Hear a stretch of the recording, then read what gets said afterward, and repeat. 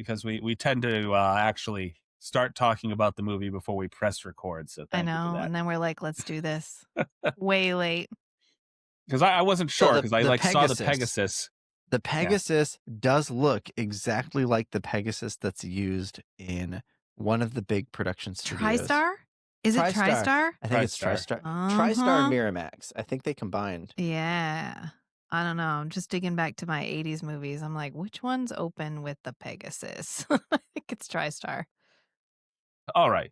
Yeah. So it was just something I saw the Pegasus and I'm like, this really looks familiar for some reason. The little I think it's claymation Pegasus who's like the little claymation one. Yeah. Okay. Search result. The TriStar Studios logo terrified me as a child. With the horse running towards the screen absolutely horrified me. If the movie started with that purplish sky, I would go into a full-blown panic attack, and my mom had to calm me down. That's a rather odd thing to be terrified I of. mean, it's so specific, but I mean, I get it. Yeah. It's like I was get it. trampled by a flying horse when I was a kid. One of the only movies that we had when I was growing up was Darby O'Gill and the Little People. Okay. Which is one of it's one of Sean Connery's earliest movies. And it's a musical and it's set in Ireland. And there's a couple of scenes. There's a banshee that shows up, and the banshee terrified me. And then there's this carriage that's Death. Death shows up to get Darby O'Gill. And so the death scene where the carriage flies through the sky and then lands and he has to get in the carriage. And then he's made a deal with the little people and they end up saving his life. It's a whole thing. But the banshee was horrifying. Like, I'm sure if I watched it now, I'd be like, what? That's not that bad. But as a kid, I was like, I can't. Like the harpy in The Last Unicorn. Yeah. That was pretty scary as a kid.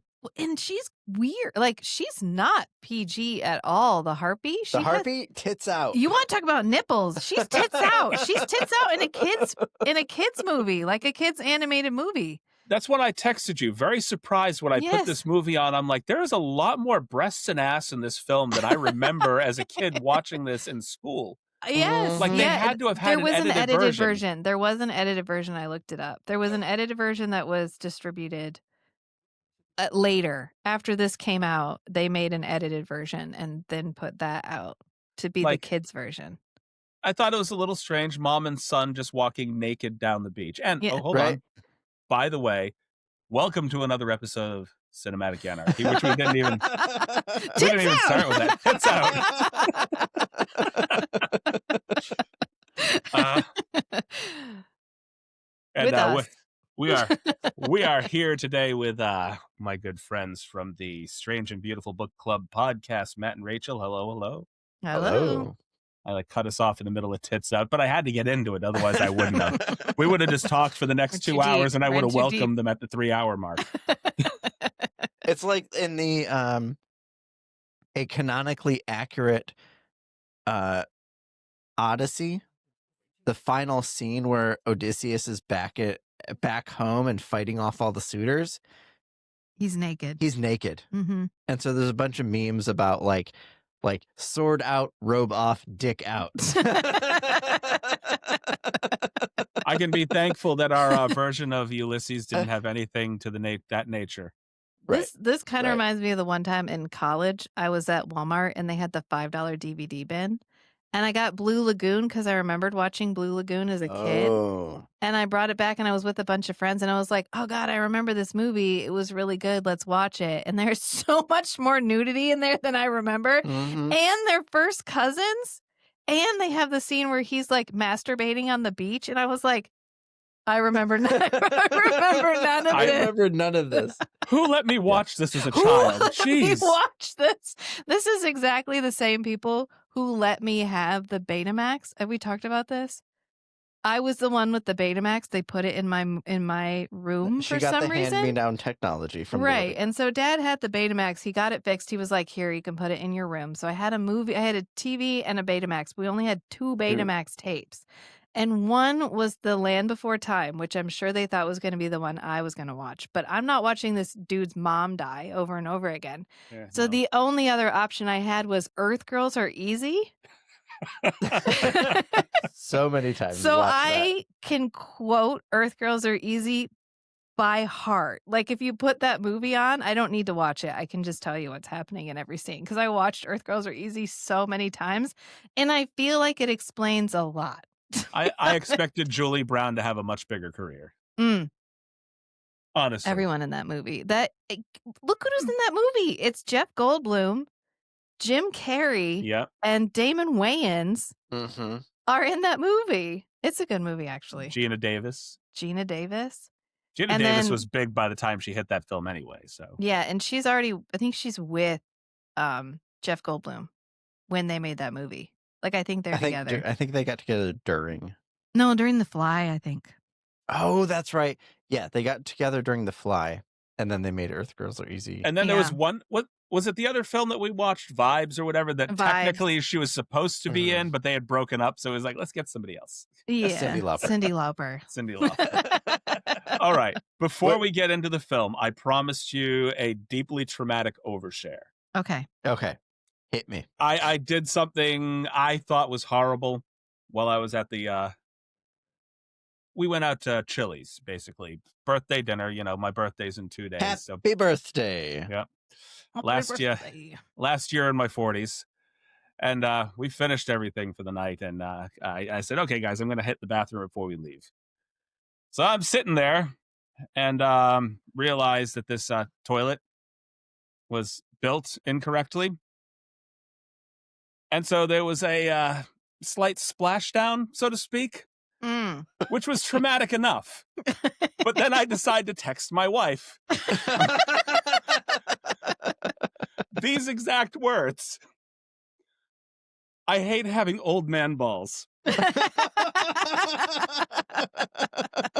reason why it was traumatic is because I realized 5 seconds later when my daughter texts me back that I didn't text my wife. I've seen a meme about toilets in Denmark. Look, man, it's real where life. The drain is in the front. Oh, right. No. And so it ends up being really shallow in the back.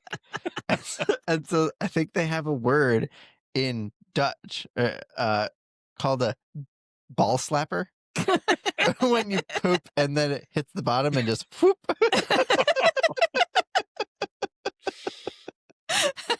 So clearly we were the audience for that overshare. Yeah. I definitely, my daughter was not the audience for that because she texted me back immediately like, excuse me, you're going to have to provide me a little extra information.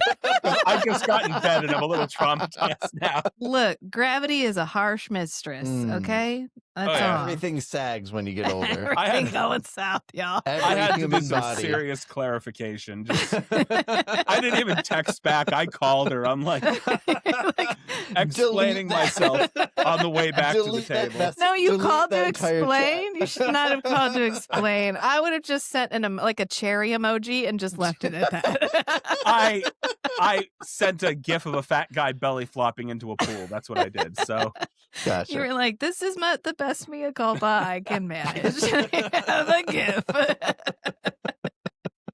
I just felt like anything that I could have texted in that particular moment would have been screwed up by the fact that I was dying laughing and my eyes were blurry because of tears. Just yeah. So anyway, Clash of the Titans, 1981. Far less old man balls than that. With some pretty big names. Laurence Olivier, Maggie Smith. I was embarrassed by myself because I read that and I'm like, who the fuck is Lawrence Oliver? And then I was like, Olivier. Okay. Olivier. The difference between is the I and the I and no I, you know. Yeah. Right. He's sick in this too, because 2 years earlier, he's in the 1979 version of Dracula, which is my favorite Dracula with Frank Langella. Right. And he had a hard time being in that because he was so sick. And then he's in this one, and I guess during between scenes, he would lean on the guy playing Poseidon and be like, I just need to lean on you for a minute. And I'm like, could he not retire?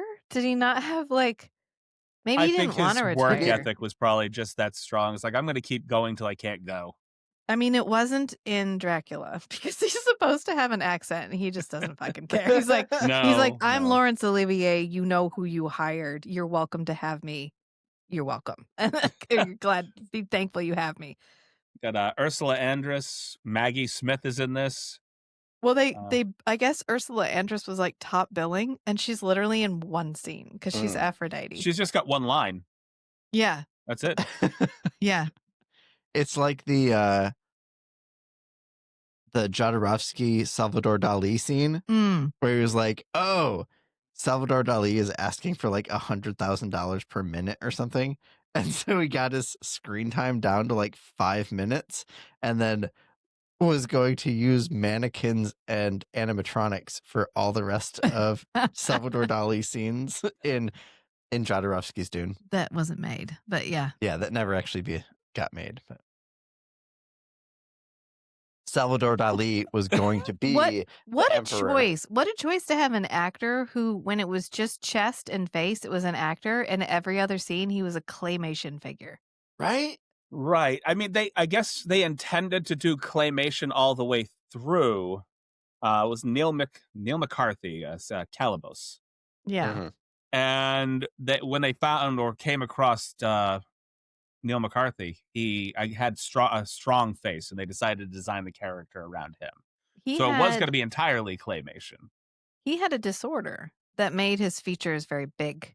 He had, I forget what it's called, but it's where your pituitary gland makes too much growth hormone. Like giantism or whatever. But it just makes like it makes your facial features prominent. It makes like you have a big nose and like a large brow ridge. It's like the same thing that Andre the Giant had, really. Kind of, yeah, but I don't think it makes you, his didn't make you big necessarily. No, it like just tall. made you like it changed your more features. Bone thing. Yeah. Your features kept growing after you would normally stop growing. Mm-hmm. Oh, okay.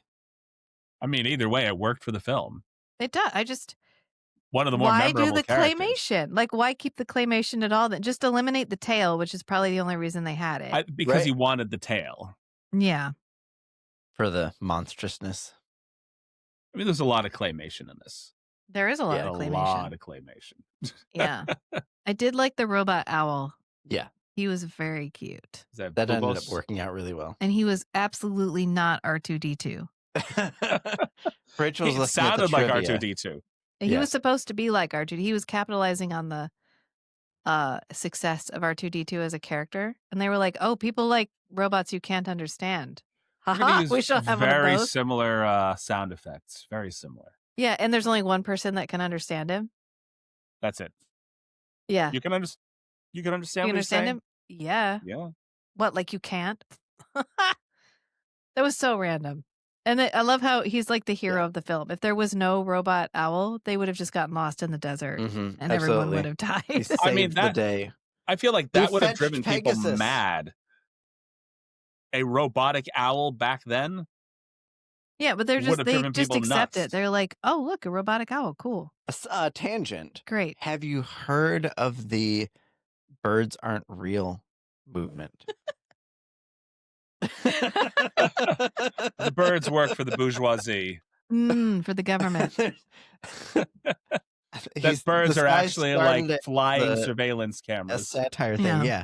But he said all birds have been replaced with their drones, their surveillance drones. Yeah. All birds. Like Bubo. Yep. Yeah. And I feel like this feeds into that. Mm-hmm. I ate some really good chicken-flavored surveillance drone tonight, so. Nice. Chicken-flavored surveillance drone. Or nice. Well. So, I haven't seen this film since I was in high school. So, I bought the Blu-ray, and I was I was more entertained than I remember ever being watching this as a kid. Because this was the go-to film for every damn break that they ever took. Spring break's coming up. 2 days before, watch 2 different classes. Clash of the Titans. You know. Winter break's coming up. Oh, Clash of the Titans. This is my first time seeing this nauseating. movie. I'm trying to think we watched Hercules. Really? The animated Hercules. Yeah. But I'm 10 years behind you. Oh, I'm old. So. Not 10 full years. 8 years. Yeah. 8 years. Yeah. Yeah, this is the first time I've ever 8 seen years this is movie. still long enough in cinematic history to be old. Yeah, that's 2 cycles of high school. I don't know why in the 80s we thought that fantasy heroes could not wear pants. Like, I feel like that's the thing we really need to be drilling down into here. I would say ancient Greek stuff, they didn't wear pants. I mean, they 60s, 70s, and 80s. Especially military. Yeah, but I'm thinking like Legend with Tom Cruise. No pants. No pants. And there's a scene where he finds a full suit of armor, like the top and the pants. Just takes the he breastplate. only takes the top and wears the top, but no pants. Not that I'm throwing my vote in for wearing skirts, but aren't they a little bit more freeing than, having to wear pants in the middle of a battle? Yeah, but do you want it free swinging when you're out there with a sword, or do you want it like locked down? Like, I feel like lockdown would be my option. I would say the men in this movie have everything locked down tight. There's a couple scenes where there's people rolling on the ground. Yeah. Like they die, they roll a little bit, and their skirt pulls up a little bit, and everything's locked down tight. They've managed to figure out underwear back then, apparently. Yeah. Or at least some sort of diaper and or sling to keep things in place. There's a style of breech clout, and I don't need anyone to know why I know this. Or you gird your loins. No. So Matt's family does reenacting, where they reenact periods of time. Okay. And they do French and Indian War reenactment, and so some of them will reenact as native, and there's a style of breech clout that they would wear, which was kind of like underwear. Breech clout, and it's literally a long strip of like rectangular fabric, and you tuck it up between your legs and like hold it up in the front and back. You hold it up on your back and up on your chest, and then you tie a belt around it. You tie a belt around it, and then you let the front and back fall down, and that's how you achieve like stability and the loincloth. So you get containment and loincloth all in one go. Yeah. And that's kind of what it looked like the guy was wearing when he rolled on his back. Because I know what scene you're talking about. Yeah. It gives a new meaning to that whole term, over-the-shoulder boulder holder. Just like that, but for old man balls. But then if you're wearing a toga, you would do a thing called girding your loins, which is where you pull it up through your legs from the front over your, like, up to your back around your waist, and then you take the two loose ends and tie them in a knot and knot it, and that takes all the slack that would have gone down over your knees and just ties it around your waist to free up your legs for movement, for fighting. So when you gird your loins, it means you take your toga/tunic, tie it all the loose you tie stuff that shit down up around your waist to free your legs for movement. So turns you can fight. out we all know a thing. I mean, all that just sounds like a reusable adult diaper to me. Yeah, I mean, or otherwise you were just or free you just do balling it. Classic wrestling and get completely naked. Yeah. Let's not. I don't know. I don't have external genitalia, so I can't speak to it. But I feel like I would not want it out and about, you know? Yeah. Like I would want that shit I would want it. I'd want to know where it is at all times. And I feel like otherwise it would just be free range. And I don't think I would like that. And so I can understand the desire to lock There's it a lot down. of sharp things swinging around. I just don't know why in the 80s we felt like all fantasy heroes would eschew pants. I think of the movies we've watched, one person routinely wore pants, and that was the last one we did, Dragon Slayer. Okay, in this movie, there were several men that wore full-length togas, all the gods. Yeah, but not the heroes. Not the heroes, no. No, the only movie we've watched in our series so far where they wore actual pants was Dragon Slayer. In Zardoz, no pants. No. The prior movie, Ulysses, no pants. This movie, no pants. I mean, some of these guys are just really proud of their legs. I don't know. Is this guy's in other stuff? I mean, his legs are fine. They're fine. He's in the Mayfair Witches. This guy, the guy who played Perseus, Harry Hamlin. In this, he's in Mayfair Witches, which is a new series. Like in it, like in every episode of it.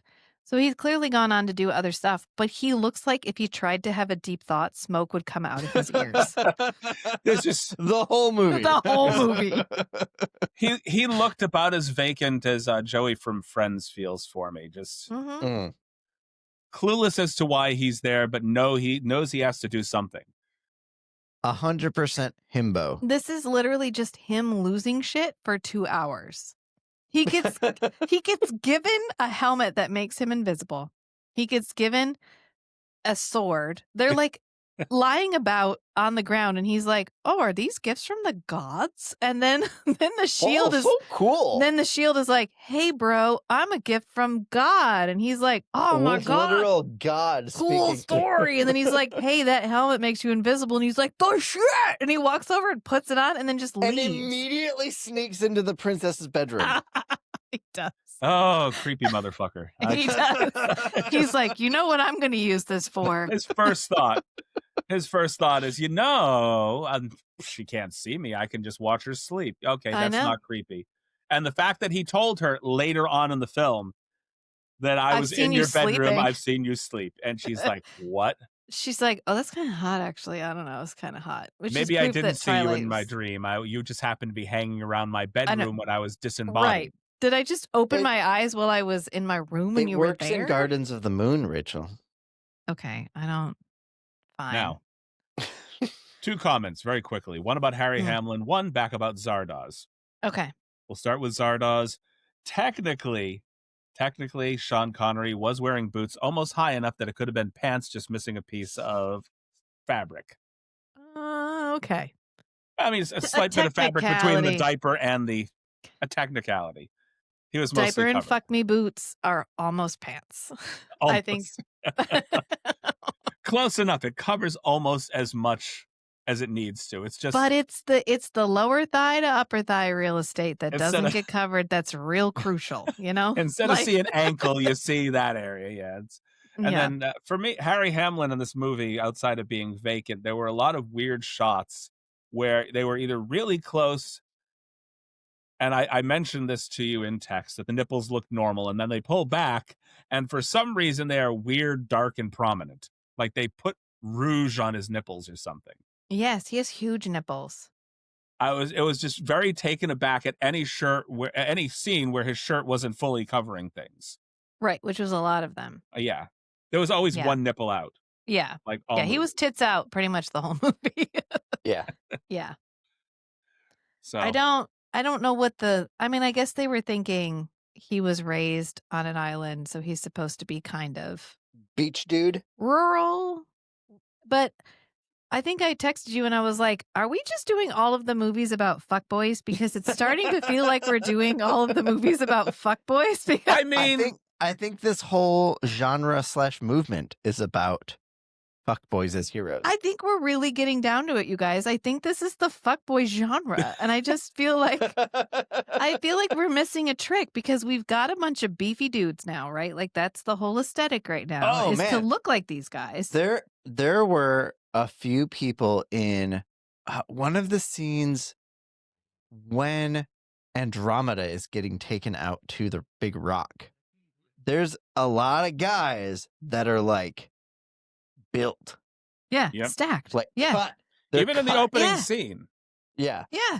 So we've got that's that. What this movie's about. We've got that, right? Like that's the aesthetic for dudes right now, but we don't have the fuckboy genre. Like they missed their moment. And I feel like we need to bring back the "I'm doing this for the women" genre. Maybe that will be the next wave of independent film studios. Right. Is fuckboy movies. Fuckboy movies. But they're fuckboys who are doing it for the girls. Like they're doing it for the ladies. Aren't doing fuckboy movies. No.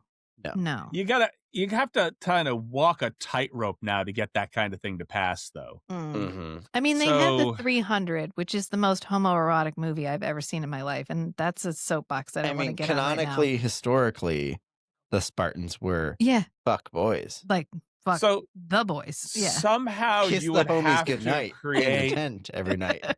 Somehow you would have to create a series of fuckboy movies where the guy is not only the hero, but somehow completely submissive at the same time. Yeah. No, I'd watch the shit out of that, Chris. I would be so there for that. Isn't that the hockey TV show? I think that's the hockey TV show. I think we're getting there.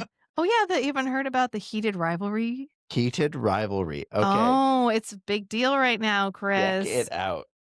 It's a gay hockey television show where it's two hockey players who fall in love. And stuff happens on screen. It's based on so there's a whole subgenre of romance fantasy that's hockey romance. And so it's based on a hockey romance. I think it's a wider genre, including other sports than hockey. Yeah. But hockey is a hyper-masculine sport. Hockey's a big one. There's not really other sports. It's pretty much just hockey. Yeah. Oh, I bet there's soccer ones. Didn't even know that existed. Yeah. Who's active in the romanticy space? Okay, I'm just saying. Not me. That would be me. Are you going to mansplain romanticism to me right now? I was trying to mansplain hyper-masculine sports representation.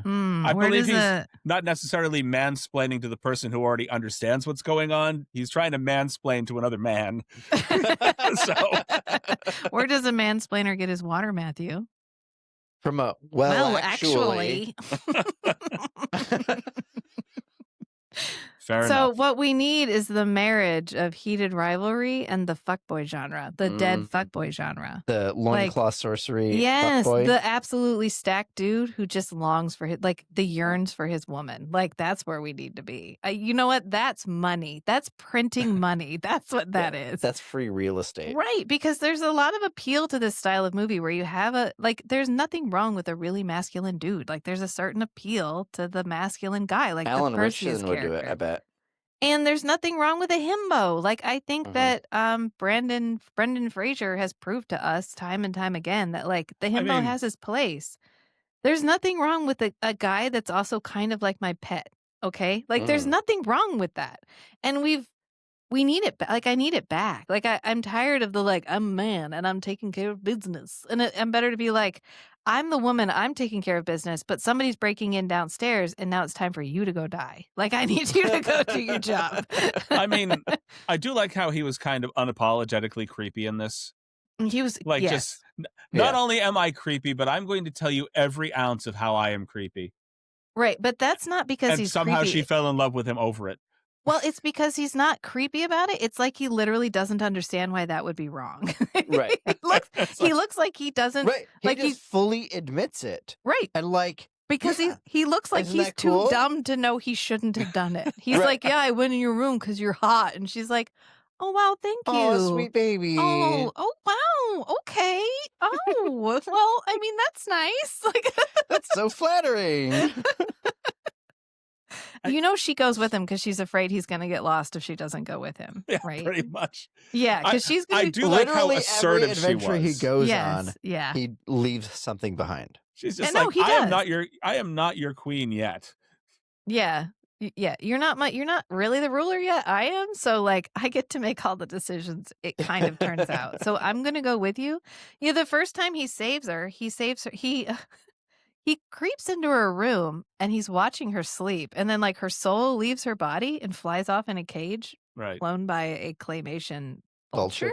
Yes. Which I was like, we didn't have stock footage of a vulture we could have used for those, like, interspersed scenes where it's a vulture. Nah. I think they might have, like, I don't think all of the flying scene was anime or claymation. I think there might have been some stock footage sort of interspliced with the cage and I'm guessing what was green screen background. Yeah, it's definitely a lot of green screen. The intro was a green screened, like, eagle. Right. Badly green screened. Eagle that turned green screen for 1981. Was it an eagle or was it a seagull? It was a big bird. The first one's cutting to a seagull. The first one's a big bird, and he turns into, I think, Poseidon. Right. That's the intro, and then later it's the vulture guy. And I like how he watched the vulture fly off with her, and then he goes back to his friend, and he's like, I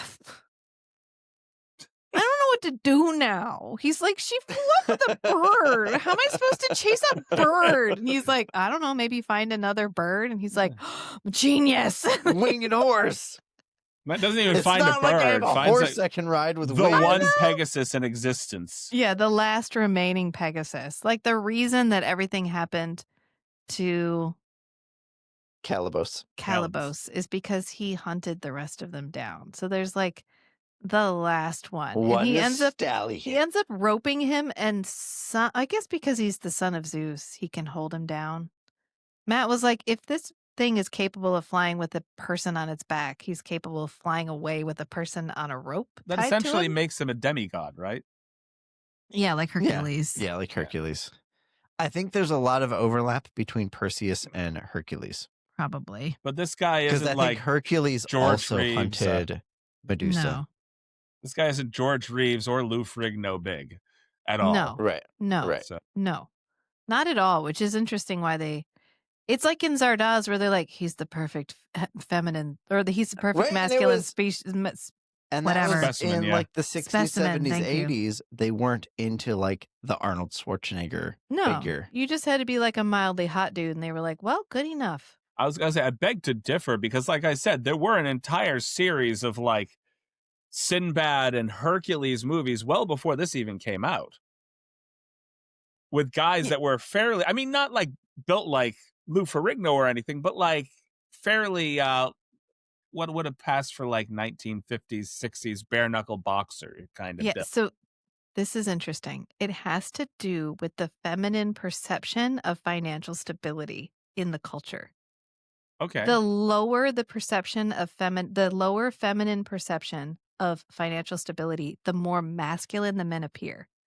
So basically, the more poverty. So the more like economic instability there is, the more men appear muscular, rugged.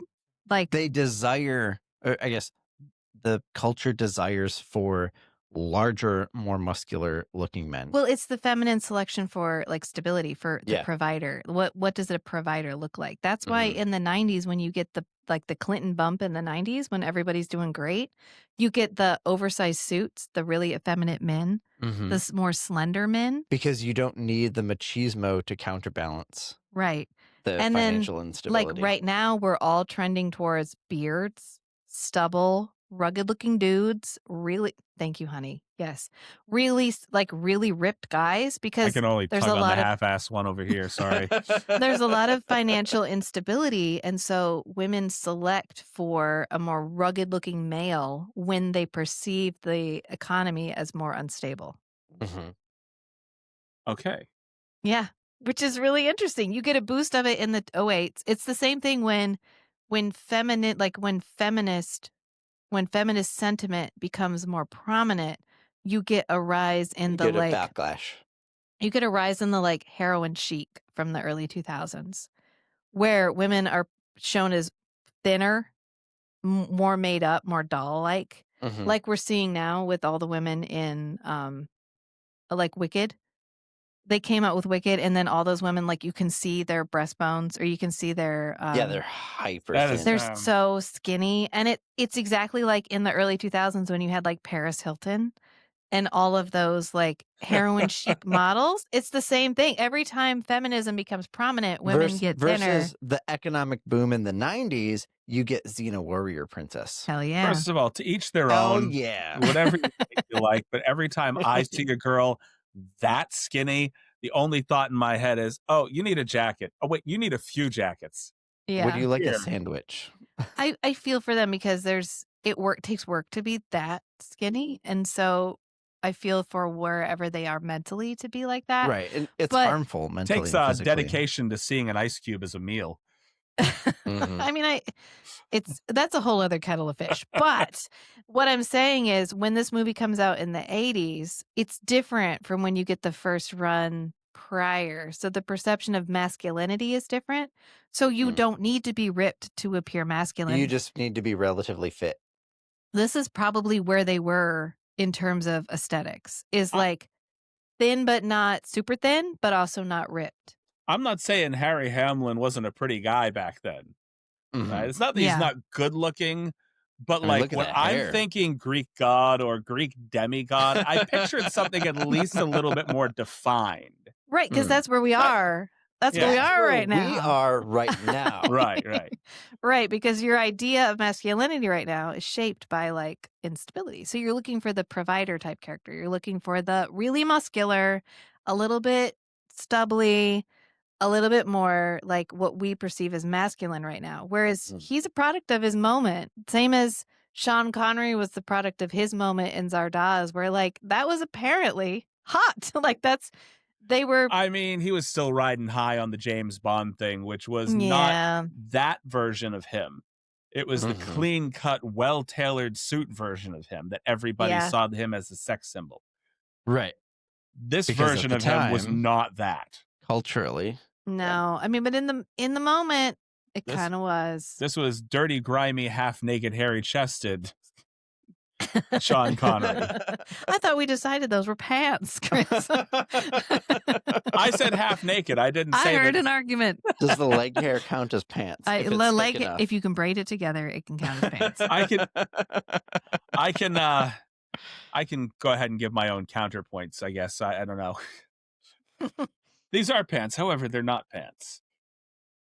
They're close enough. And I pants, think not pants. The reason why I didn't picture Harry Hamlin as much as the Perseus character is because my most recent memory was watching the more current version of Clash of the Titans with Sam Worthington, who is definitely far more chiseled than Harry Hamlin in this. Yeah. Right, but you're in the 2010s and you're right after the financial crisis. Right, when you get Man of Steel. Because stubbly Henry Cavill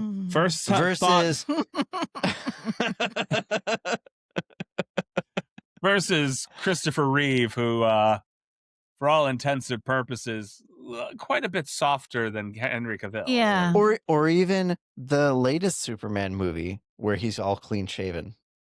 Yeah, he's a little David Corn Sweat or whatever his name is.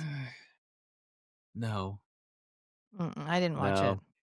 I watched it. I think it was an all right movie for what it was. I'm just tired, I think, of the repeated reboots of the same character. The like post-2008 economic crash Superman of stubbly Henry Cavill versus the like 2023-24 Superman with a clean-shaven David Corn Sweat. I just think, I mean, I didn't really like him. He's kind of like the young Superman. I like early Superman as opposed to. I can't. There's so much politics just in the ambient atmosphere right now that the minute I knew we were going to be even mildly political with it, I was like, I'm out for now, y'all. It'll be here when I'm ready. I can't do it right now. Nah. I'd rather watch pantsless Perseus run around with his tits out for an hour and a half than have to sit through not whatever was happening there. I think Harry Hamlin in this particular movie also reminds me a little bit too much of like a young shirtless George Hamilton. That's fair. He just has that kind of, you look tan, but you look like an unhealthy tan. I think we've made the 20-degree to 30-degree turn from like the smart fantasy character, because we had Ulysses, who is like leader, ruler, some sort of. He's supposed to be really. He's supposed to be very clever, very smart character. And then we went into a couple of movies where we had like in Zardoz, he's supposed to be the peak physical specimen of a man, and he can like remember exactly what he's trying to remember, which makes him like really smart.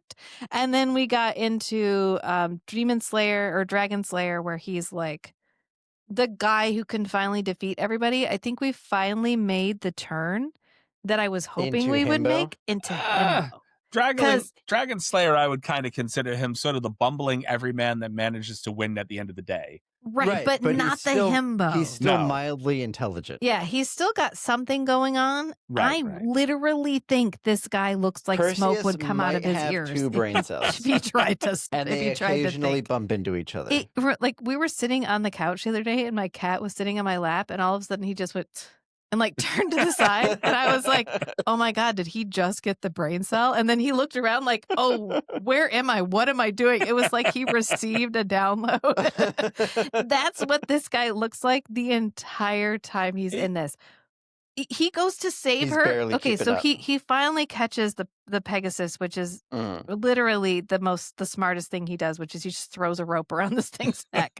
And then he's like, "You're my friend now." And then they go flying and he comes back and he's like, "I think it's thirsty." And then he goes and gets it water in his invisibility helmet. And then they go. How can you see the water, by the way?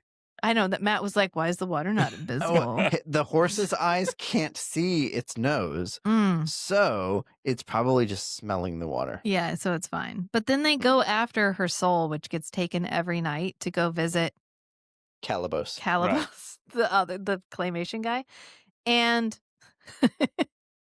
he ends up in a fight with Calabos, and he just drops his magical invisibility and helmet, leaves it behind. and I cannot stress this enough. Ankle deep water, and he's like, it's lost forever. He's like, well, there goes that thing. I shall never find this. Well, they never explained that he never searched for it either. No, he didn't. And, he was just like, oh well. Question, very quick question though. Athena was pissed that helmet was lost in the water. It's in a swamp somewhere. Understandably, yes. If they saw that he dropped the helmet, why can't the gods retrieve the damn helmet and give it back, or keep it? I don't know. No, keep it. Sorry, keep it. no, you lost it. Hero. You don't get this play toy anymore. Sorry. Okay, first of all, he never wears it. He never puts the eye holes over his eyes. He always tilts it back and just sets it on his head so the eye holes are like right here. But that would obscure his pretty face. You're right. So he can't like cover it. But he literally drops it in ankle deep water and he's like, it's gone forever. It is gone. Shit, I lost it. Forever. I'm never getting that back. And then they go after Medusa, which is a whole situation. And his men are so dumb. They're like slashing at the claymation thing, which I know is supposed to make him seem better. Hold on. First. When they're crossing the river Styx, he's the only one that gets in the boat. Yeah. With the Grim Reaper? The ferryman of the Not even a thought. Yeah. is usually not a skeleton, but it's fine. And then when he gets off, there's a whole crew. Yeah. There's a whole crew of them that have all get off with him. And like, where were they? Were they swimming? How did they get behind him? And then he goes they to were each confront. Turns using the helmet that Yes. Perseus thought he lost, but they retrieved. Right, because it was just like lying next to him, and he was like, "It's gone for good," and they're like, "It's like right there. Just get it. It's fine." Bend down. The fight didn't move like 5 feet from where you were. Bend down. I know. Just stick your hand in the reeds. And then he uses his shield to defeat Medusa, which is like his great burst of intelligence for the whole entire movie, where he's like, "It's like a mirror, and she can't hurt you in the mirror. So use the mirror to look at her." None of the gods or anybody had told him that. No, he just extrapolated that on his own. And so he like chucks it into that thing's hands, the statue's hands. Yeah, right. And then he ends up killing her, and then it falls in the blood, and he's like, well, it's gone now, and there's literally nothing I can do. I cannot save this magical shield that I was given by walking 5 fucking feet over and picking it up. He's like, it's gone now. Is the shield dissolving into the blood, or is the blood dissolving the floor and the shield is just sinking into the floor? It's a magical god-given If it's a shield. magical shield given by the gods, it's probably not being dissolved by the blood. Then 5 fucking minutes later, somebody knocks the sword out of his hands, his magical god-given sword, and he's like, well, there goes that. They roll over on top of it. Isn't it Calabos? Yeah. Yeah, Calabos gets stabbed in the belly, then Calabos rolls over on the ground on top of the sword. And he's like, it's gone now. It's gone for good. I'm never getting that back. I'm never getting that back. Essentially, isn't the shield and the sword made out of the same materials? So if the shield were to have melted underneath the blood, why did the sword not take damage when it cut through? Which only lends credence to the theory that the shield was not dissolving, it was just sinking into the dissolving So he could have floor. gone over and got the shield literally. He could have just picked it up. Yeah, it's fine. Rinse it off in the water. Yeah, it's fine. And then he has to go get the Pegasus, which lucky for him, Calabos is like, I have killed all the others. I will not kill this one. I'll keep it in prison. I'll put it in a cage. I think he might have been trying to use it as a lure. Wasn't he? Oh, maybe. Yeah. But then he didn't wait for him to go to it. He went to Perseus. I mean, if I were So- Calibos and I was Bubo showed up using, and lit the entire camp on fire. Mm-hmm. which I mean, why do we even need Harry Hamlin at this point? If that's I what know. the Bubo's got mechanical this. mouse is, Yeah. mechanical if mouse, you were, mechanical owl, not the mouse. if you were Calibos, wouldn't you wait with Pegasus? If it's bait, yeah. I mean, you would think. I don't know. I guess not. We would think. Perseus would not think. Well, see, he's returning. The problem is He's not capable of it. Well, the problem is he's going back to take the head of Medusa. Mm-hmm. Right. And as it stands, he can make it in time. So he doesn't need the Pegasus. He doesn't need the sword. If the Medusa head is the weapon, he doesn't need the sword. He doesn't need the shield. Maybe that's why he didn't retrieve it. He was like, I'll get another one. Gods will give me another one. It's fine. I mean, he doesn't even know that the head's absolutely going to work either. I mean, he has an idea. He doesn't know that shirts go with pants. I think we're giving him a lot of credit here. Everyone else, other people wear pants. Right? You can wear a shirt underneath a cloak. Do you think the rest of the people in his group tried to put pants on and he was like, what are those? And they were like, guys, I think we can go dick out. And they were like, well, hell yeah, it's hot. And so they just did away with the pants. I have a running joke with the kids that they absolutely hate when I talk about body-shaped blankets. Our kids are not clothes. big. Like, they wear underwear, but they're not big on clothes. And so they'll be like, I'm really cold. And I'm like, yeah, because you're not wearing any clothes. Like, there's a thing. It's a blanket that's shaped like the bottom half of your body, and it just fits over your legs, and you can just wear it. It just stays on, and it keeps you warm. They hate it when I do that. Well, our son especially is always like, Dad, no, don't talk about body-shaped blankets. I mean, that's essentially what a Snuggie is. Yes. Yeah. I mean, that's what a shirt is. That's what pants are. Yeah. It's just different fabrics. Well, nobody told Perseus, but he does live in a tropical climate, so it's fine. Plus, his mom was a nudist. Oh. She walked around naked with him, so maybe They walk naked on the beach together. I know. I am fairly certain people tell Perseus things all the time. However, it doesn't process. It's just the loading symbol, the like processing symbol. That's like you Hold said. on. We got a knocker. He's always got that face going on where he looks like that 1 second before absolute download. Just, Were you banging your head on the door? Why? Oh, they can't see him because you have the background on. Okay. I see him a little bit, in little bits and flashes. Okay, I will add time to your computer. I'll add time to your tablet, okay? Speaking I'm of adding an Snuggies. hour, but it starts ticking as soon as I put it on. Bye, boo-boo. Close the door! Well, okay. Yeah, he wears 2-layered Snuggies. There we go. All right, I've bought us an hour.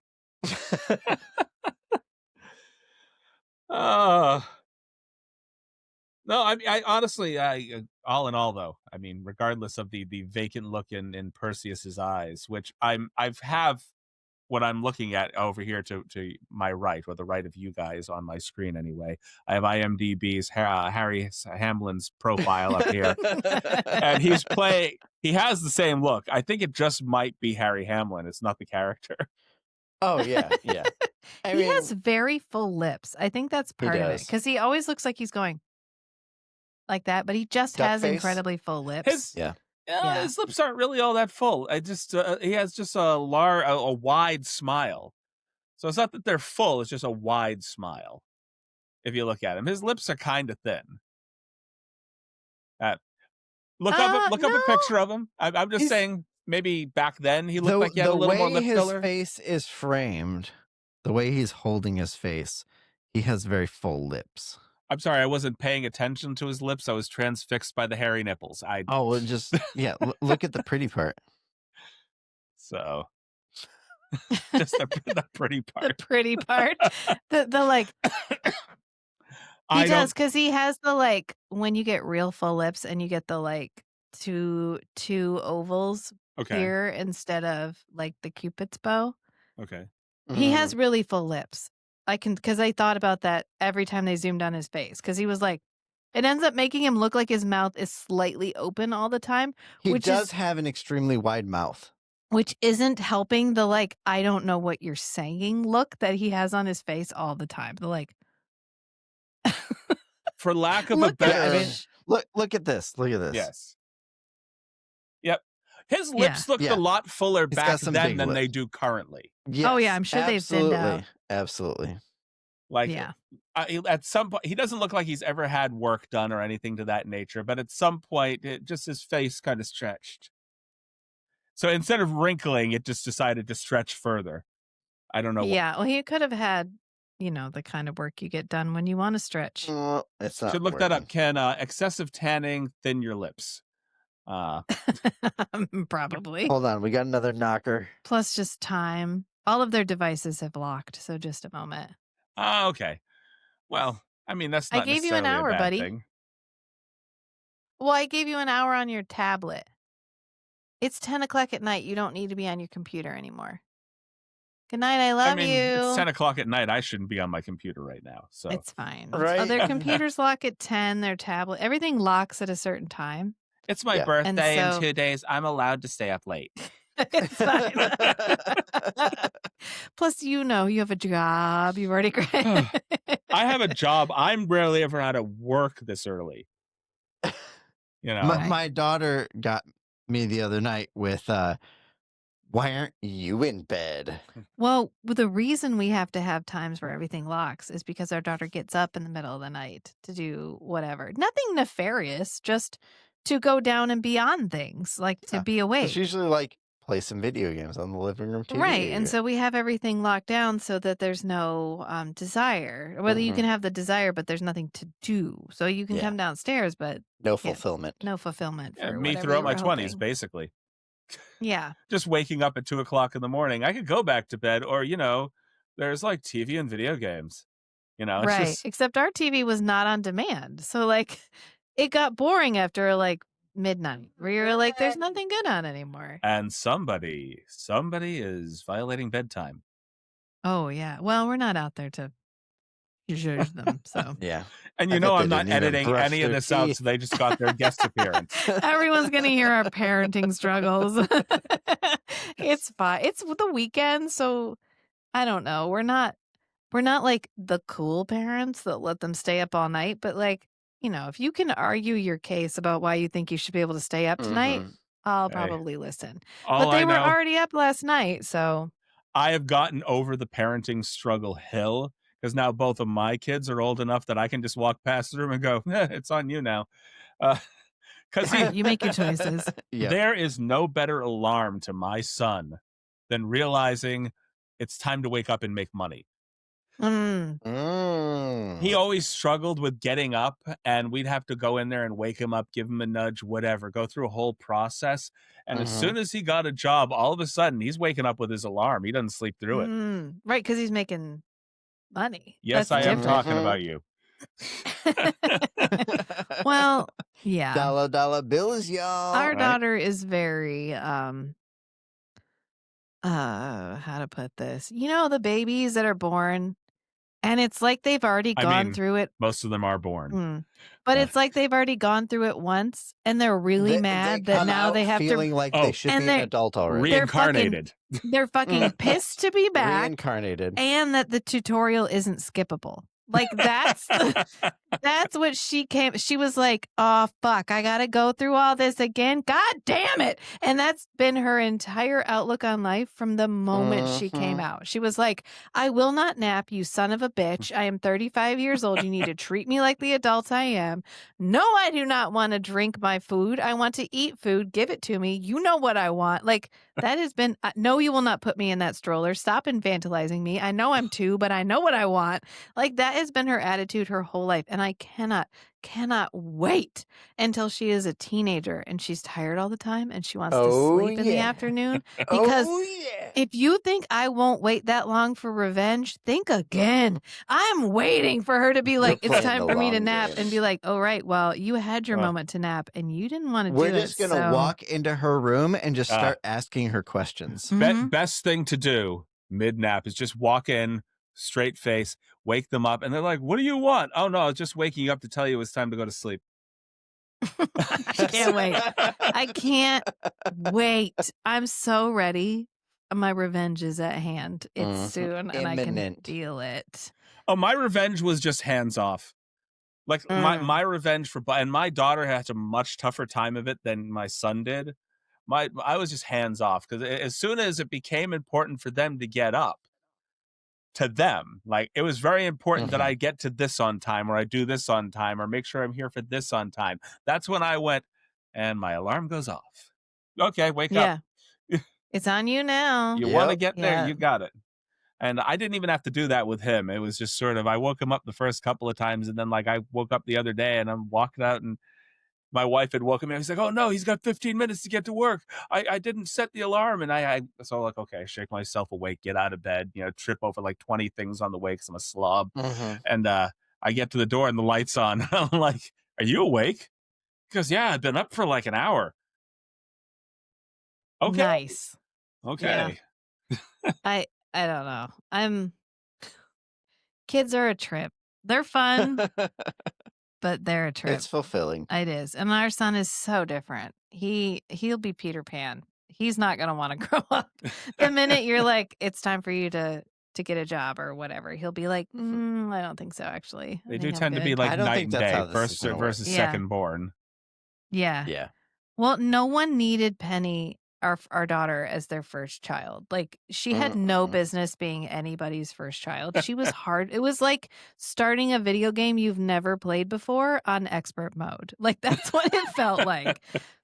And then, when our son was born, like a few months later, Rachel was like, just one day, Rachel's like, this is why people have 2 babies. I know, because people would hold Penny and they'd be like, oh, she's so squishy. I wish I still had babies. This makes me want a baby. And I'd be like, why? What is wrong with you? I haven't slept in 2 weeks. I don't know what you're talking about. Every phase is worse than the one before. Oh, this is why people want to have more than one. I know. Because some babies can be like Anywhere that. you put him, he was like, here I am, and here I remain, and I love it here, and I love you, and I'll fall asleep right here. I don't care. And Penny would be like, pick me up. You put me on a blanket. What am I, a child? And it was off. She's a wonderful person. She used to climb the dryer. We have her, but I would go to parent meetups, like play dates, just to get myself out of the house. And as soon as I put her on the blanket, all the other kids are like playing with their toys. They're happily sitting on the blanket. She's off. She's like, if I'm supposed to be in this room, then all the good shit is in that room. You're keeping me from the fun. And that's where I need to be. So we tease her about FOMO all the time. Oh, God, she's so FOMO. It's just, and she's still like that.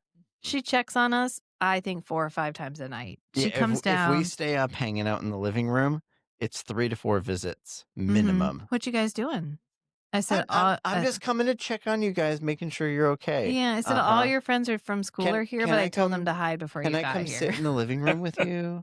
No, go to bed. No. Which to me means that that wasn't necessarily a welfare check. It was sort of a checking, if you wouldn't mind me joining you. Oh, yeah. Are you doing something fun? Am I missing anything fun? I need some of that sweet dopamine. Yeah. Yeah, that sweet, sweet dopamine for me, babes. No, don't. Go to bed. She doesn't play with toys. She plays with people. So you can't just give her a toy and have her play with it. She didn't want to go to bed last night, and it was Friday night, so who cares? So we went to bed. I got up this morning. She was sleeping in the landing outside of our bedroom. So that she would be woken up to make sure that we couldn't leave without her knowing we'd left. Mm-hmm. She just doesn't want you guys to go anywhere without her. Nope. Oh, no, because then she'll miss out. She doesn't want. She has fear of missing out. Like pathological. Mad FOMO. I was like, why are you on the ground? She was like, I don't know, it's comfy. And I was like, okay. I mean, we all make our choices. She laid out blanket and pillows and everything. I mean, I've passed out on the ground before, but never for the reason of being comfy. I couldn't really go anywhere else. I found the ground here, and that was about as far as I was going for the night. And again, in my 20s, too much drinking. So, you know, we've all been there. I've had I have the weird blackout moments when I'm drinking. Like if I drink a little bit too much, it's not like I black out and don't remember anything. I have like weird blackouts. Like I remember very vividly being at a friend's house watching the movie Thinner with a bunch of people. And for some reason during this event, I was pounding back shots of peppermint schnapps just because that is all that was available. This low key, like high alcohol content, but definitely low quality alcohol.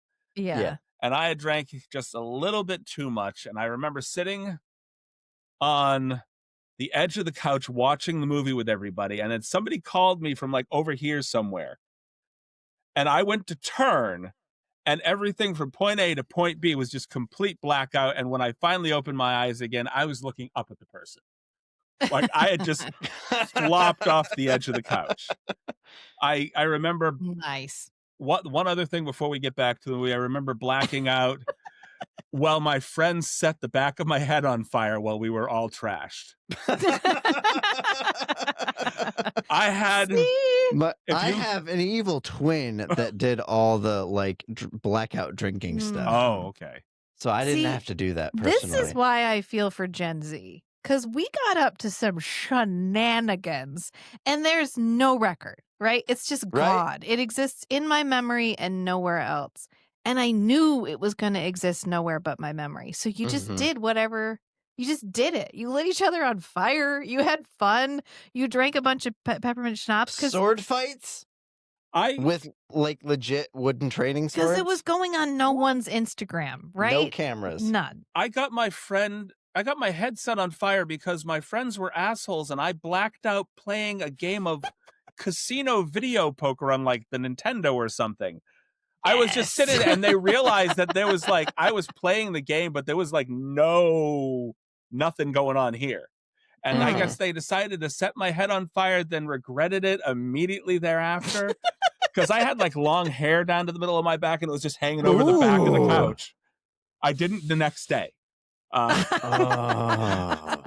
was a fun trip to the local. I wonder if that's why I have a twin brother. No, he said he cut it off because he wanted to cut it off. I wonder now. Like an identical twin. There is a copy paste of Matt running around in the world. I could see him like in high school. It was like senior year of high school, and he got kicked out of the house because he was going to bonfire parties like 4 or 5 nights a week. And so he'd get home at like 3 or 4 in the morning. And my mom was like, if you're not going to be spending the night here, you need to move out. And so the assistant scoutmaster for a Boy Scout troop lived in the upstairs unit. So he just moved upstairs. But I wonder now, did he cut his long hair because it got burned? Maybe. You know what the worst part of getting your head set on fire is? What's the worst part? The process that drunk idiots take to put it out. They didn't pour water on my head or anything like that. They took these two massive, like 5-10 pound throw pillows and just were beating me across the head trying to put me out. I was thinking more like this is what it would be like to be in Argos when Poseidon drowned it. Oh, did you just loop us back? I looped us right into the movie. Loop us back? What? Oh my God, that was a good loop. How about them Kraken? Oh, you just brought us all the way back, man. The creature from the Black Lagoon Kraken. Oh, I know. Perfect the Kraken. segue back to the point. You did good. That was good. I'm looking for a picture of your brother because it cracks me up. Okay. Well, you're going to have to send it to me because I can't see what's going on right now. Do you want a long hair picture or a short hair picture? You looped it back and then you unlooped. Go back to looping. I have the power. You had the moment and then you just ditched it, man. Here, I'll do a baby picture of you and then we'll go back to Argos. Look at them. Oh, legitimate twin brother. Yes. Oh, yeah. I wasn't sure if you were being sarcastic or telling me a story about... Nope. Having an No, they're like imaginary twin brother that's that you why- made up? copy paste of each other. Everything from high school high school era is we. And Rachel teases me about it every once in a while. Remember when we turned whatever? We turned 16 and we did this thing. We went to Maine for the summer for Boy Scouts and whatever. Yeah, there's 2 of them Okay. that exist in the world. Anyway, how do we feel about the little green screen that they did for Poseidon every time Poseidon had to release the Kraken? Where he looked... It looked like a very odd sort of drowning. Like, I didn't see the little crank thing the first time around. I just watched the little thing go up, and then I realized movement He was just standing there, the first this little time. thing right there. And it's so tiny, and he's like, I did not see that the first time. And why then are the gods that small?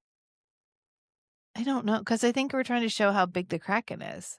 I suppose. How come there are no Titans in the Clash of the Titans movie? Just don't worry about it. I mean, were they assuming that, like, I guess the Kraken and the various claymation creatures throughout the film were the Titans? And that... Well, the Titans were like a thing. They were Yes. they predated the gods, and they Right. had names, and they were like specific Titans. And I don't know that the Kraken is one of them. I mean, maybe he is, but then technically he doesn't clash with anyone. He's just the Titan. Right. I did I like mean, he Dame clashes with a Maggie's... demigod. Yeah. I I mean... did like I like the part with the female goddesses where they're all like, well, here's how Zeus tried to fuck me. As a cuttlefish. He came to As a me as a cuttlefish. cuttlefish. And the first thought in your head is that why would a cuttlefish be fuckable in any sense, really? I don't know. He fucked somebody as the swan. It's not like he would turn into the swan and then be like, "Ha ha, I am Zeus." He would just seduce people as animals and then have sex with them as the animal. So apparently a lot of bestiality in Greek mythology then. So like he came So to Perseus's mom as a golden shower. As a Not the modern Okay, euphemism well. of golden shower. No. As a shower of golden light.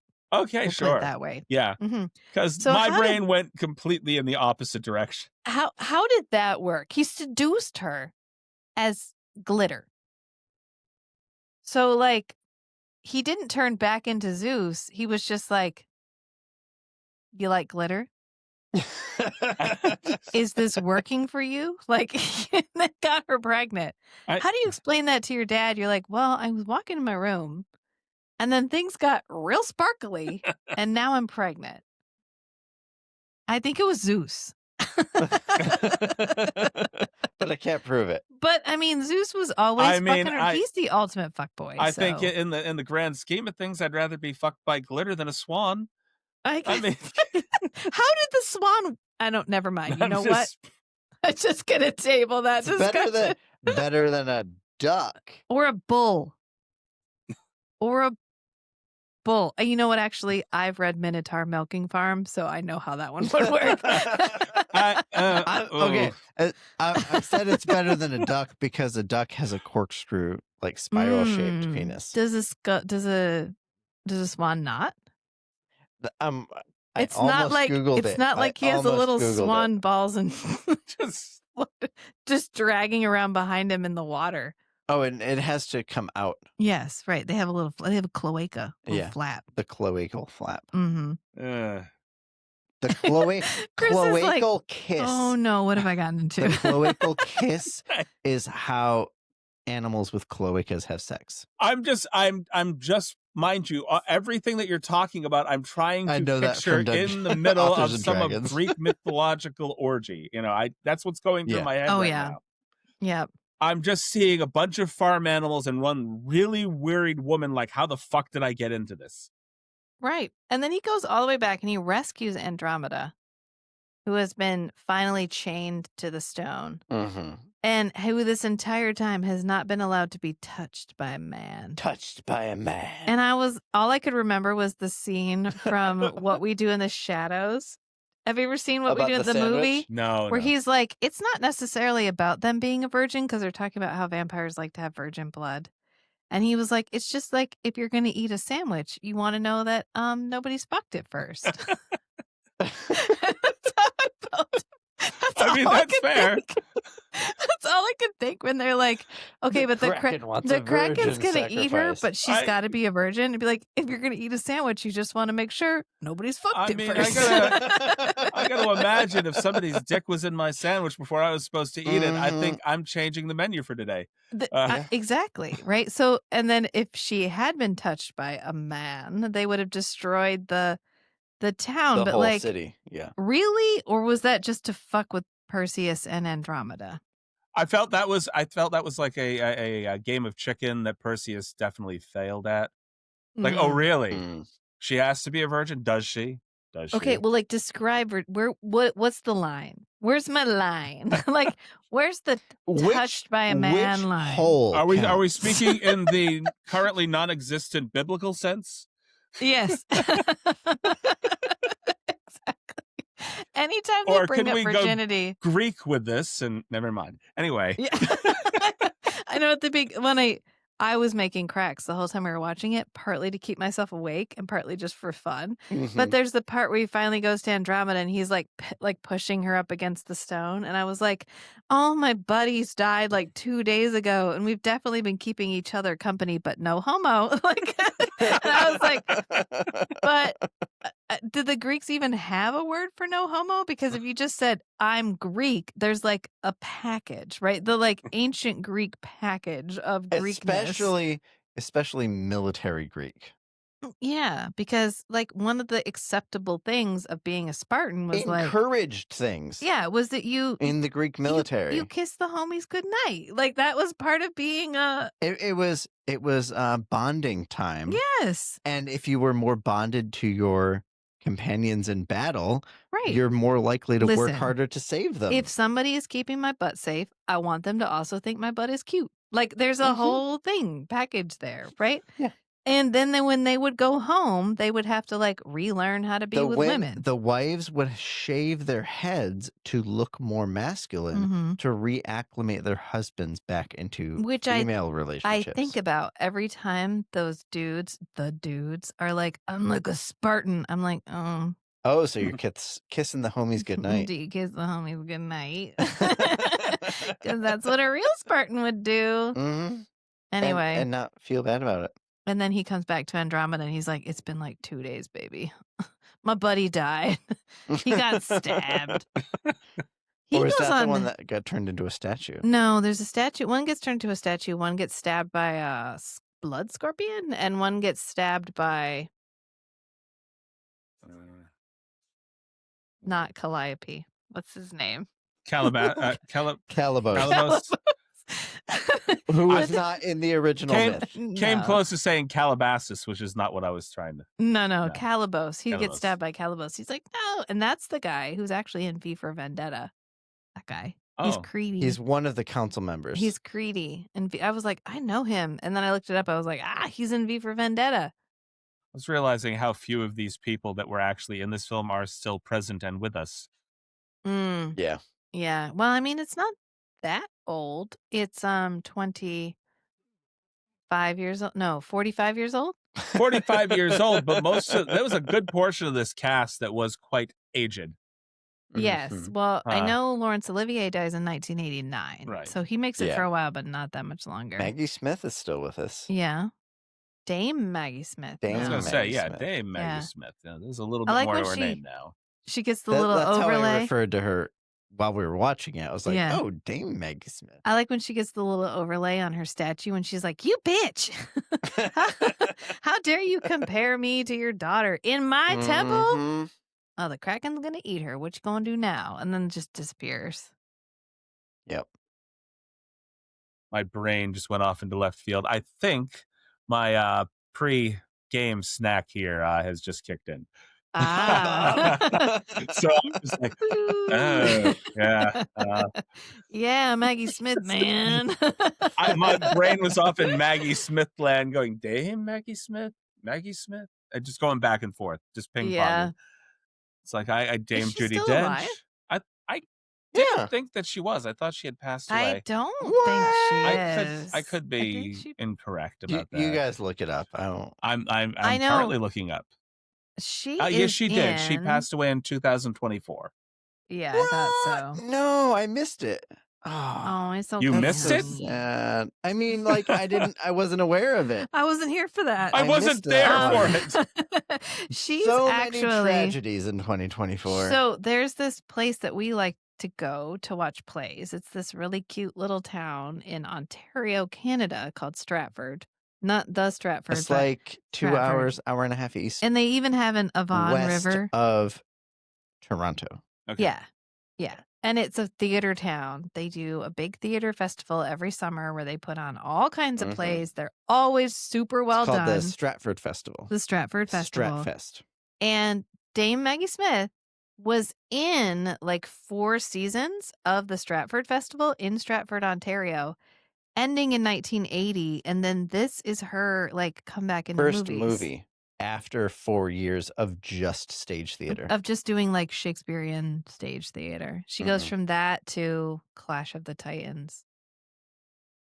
I'm actually looking up a bit of information that's eating at the back of my head for just a moment. Now, well, I know you guys are in the middle of talking. I'm just zoned out over No, here. you're good. I just thought that was really interesting because it's a thing that because the guy who plays. We really like to go to Stratford. Yeah, the guy who played Nick Knight in the Forever Knight TV show has been a regular at the Stratfest for like 30 years. So he's always in something. And so we've gone to see him in a couple of plays there. And that's where I went to get his signature. The Winter's Tale. Well, he wasn't in The Winter's Tale, was he? Yeah, he was in The Winter's Tale. Oh, he was, yeah.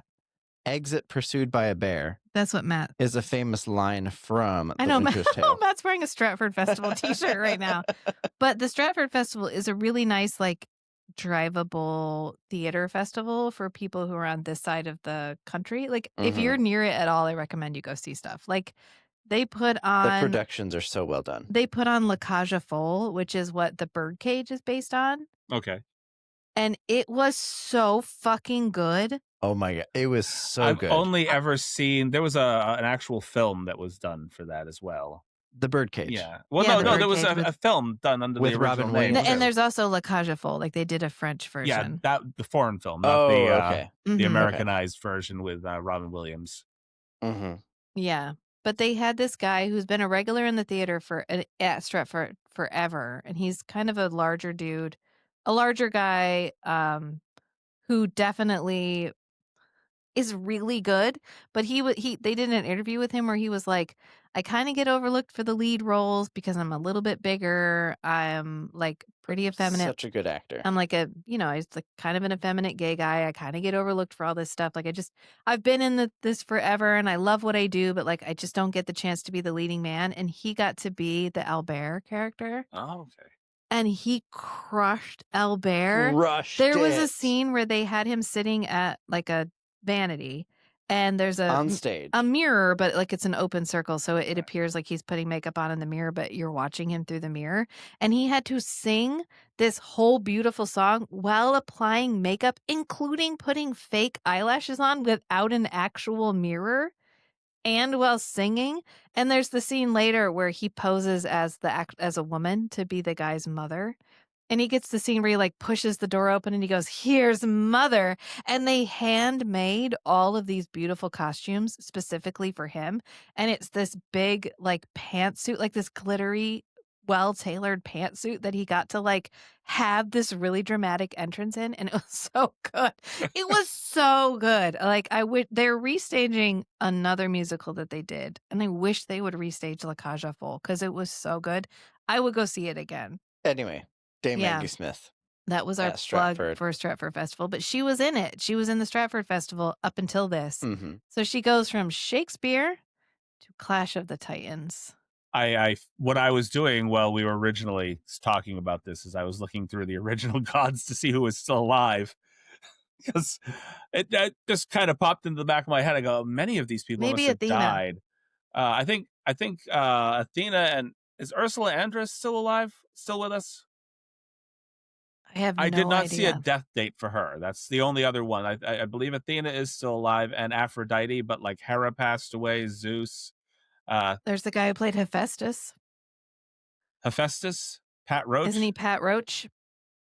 Yeah, that is Pat Roach. But when I click on Mr. Roach, it doesn't really give me Pat Roach. It just puts me on his character page. That's it, which is weird. Oh yeah, Looks like he died 2004. yeah, he died a while ago. He passed away a lot earlier than Dame. Ooh, we Maggie get to Smith revisit did. him in Conan and Red Sonja. Oh yeah, he's in a lot. He was in a lot of these movies, and recurring actor. he was in a movie with another one of the actors that we did a movie for, Zardoz. He was in Never Say Never Again. He was part of a James Bond movie. Oh. So he is popped up. Is that the fake one? Which one's the fake one? Is that Casino Royale? Yes, Casino Royale. The one that had, Okay. was it Peter Sellers or something in it? No. What was his name? It's still got Sean Connery, but it was like not officially endorsed by the studio.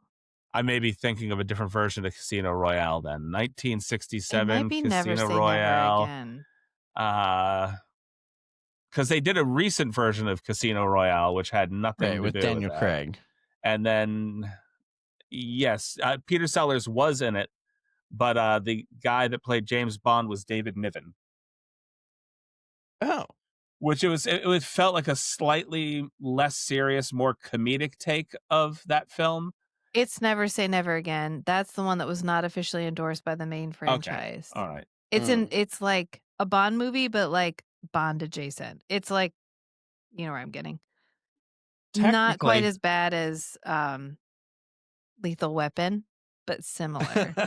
Oh, kind of. It was intended to be slightly a parody of itself. Okay. And so it's not part of the official Bond movies. Technically, Casino Royale would make 2 pictures that Ursula Andress was in for James Bond. Even though this was the Sellers Niven version, and then of course she was in the, I believe, Octopussy as well, if I'm not mistaken. The one you couldn't do now. No, you couldn't know. I mean, there's a lot of things that you couldn't do in early James Bond movies that, or you could do back then, you can't do now. Oh no. A lot. No. It just, the 70s in general were a wild moment. It's like the pre-ratings. It's like Ganja and Hess. Yes. Have you ever watched that one? Yes. Yeah, where there's that whole like 5-minute scene of the guy running straight at you, full frontal nudity in slow motion. Maybe that's not what I. Nope. Definitely didn't see that. It's a thigh slapper too. He's like whoop bap, like as he's running at you. Oh my God, he's dick out running straight at you, slow motion, literally for like 5 minutes. Well, like 70s theme music, it's like boop boop boop boop boop boop boop boop boop boop as he's like running straight at you. It's wild. And that, of course, didn't have a rating. You just put it out. You hoped your children didn't see a dick, is literally what it boiled down to. Yeah. So now I'm just sitting here thinking you need to tell me more about the movie, not because of anything other than I thought I knew what you were talking about. I definitely didn't know what you were talking about. It's a vampire movie. It's a vampire movie, but it's like early in the 1970s it is, but it's a black made, black produced, black actors vampire movie. And it's it was a black exploitation film, essentially. Not quite. It's not Blackula because it was like, all it's not black produced. Okay, it's very serious drama. Okay, a very serious vampire. It's more drama like low budget indie film with 5 minutes worth of floppy dick. Okay, but it's part. I mean, it's all part of the narrative, so it fits in there. But it's very like, you'd have to watch. You just have to look it up. It's good. I feel like I am going to need quite a bit more to drink to be able. Now that you've explained it in that order, I might just. It might take me a little while. Like maybe I'll. Now that I know what's going to be there, I might like invite a few unsuspecting people over and just like sit down and watch this with me. Do it. and film them. I want to have Oh my another God. story. We're gonna go ahead and film a reaction video here. So just react normally. I'm gonna have the camera on you. I'm just saying we need to do an in-depth discussion at some point of why in the late 70s, early 80s, we just eschewed pants. And sometimes that resulted in full frontal nudity. We circled back to the pantslessness, the male pants. Maybe legs were a thing. Male legs were a thing. In the 70s that's what and I said 80s. earlier. I think they were just very proud Yeah. of their legs. Thighs versus biceps. Yeah, like right now we're like torso. If we were going thighs, I would have rocked it. Like right now we're definitely like thigh with like the low cut pants. I would say like... that was the early blossoming of manscaping. Interesting. Because I mean, almost all of those movies. How many hairy legs did you see in those movies? Hairy chests, Zardoz? yes. Many. Hairy chest. No, I'm not Zardoz specifically, but like several of these other movies that we're looking at, there wasn't a lot of hair on Harry Hamlin's legs there. No, I kind of think Zardoz is an outlier, and if we're accruing data, there was no. We hair. can eliminate Zardoz from the data set. Yeah. Yeah. Zardoz is an outlier as like semi-indie film. Right. Oh no, it was a big budget. It was a big budget? Mm-hmm. They just went with it? Yeah. Zardoz? Are we sure that it was big not? budget? I don't think it was. I thought it was some millions of dollars. I was going to say, I didn't think it was particularly big budget, but I can double check that for us. I feel like Zardoz was at least indie, like it had a budget of $1.57 million. So I mean for big. the 1960s, or 1970s, that's pretty big. That's pretty big, yeah. I think that puts it in mid-tier territory. Not big budget, not low budget. It definitely. It was a very low budget film for a movie that starred Sean Connery. Yes, yeah. For him to go from 007 to that, he took like a $200,000 bit of pay for that. Yeah, I think this in particular, Clash of the Titans, is notable. I think is Conan next. I believe Conan is from next. Here to Conan. Yes. Yeah, I think it feels right because like I mentioned, I think this is our right turn into Himbo land. It was either Conan or Fire and the Ice. non-intellectual adventurer hero. I feel like the Himbo is one of the key aspects of like Conan and Hercules. And even when Conan shows up in Red Sonja, he's definitely the himbo to her put together female fantasy character. So I'm excited for this because she's the muscle mommy for Conan. Yes, she is. Oh boy, I've never heard the term muscle mommy, and now oh, you've never heard of muscle mommy? No, I'm so excited. There's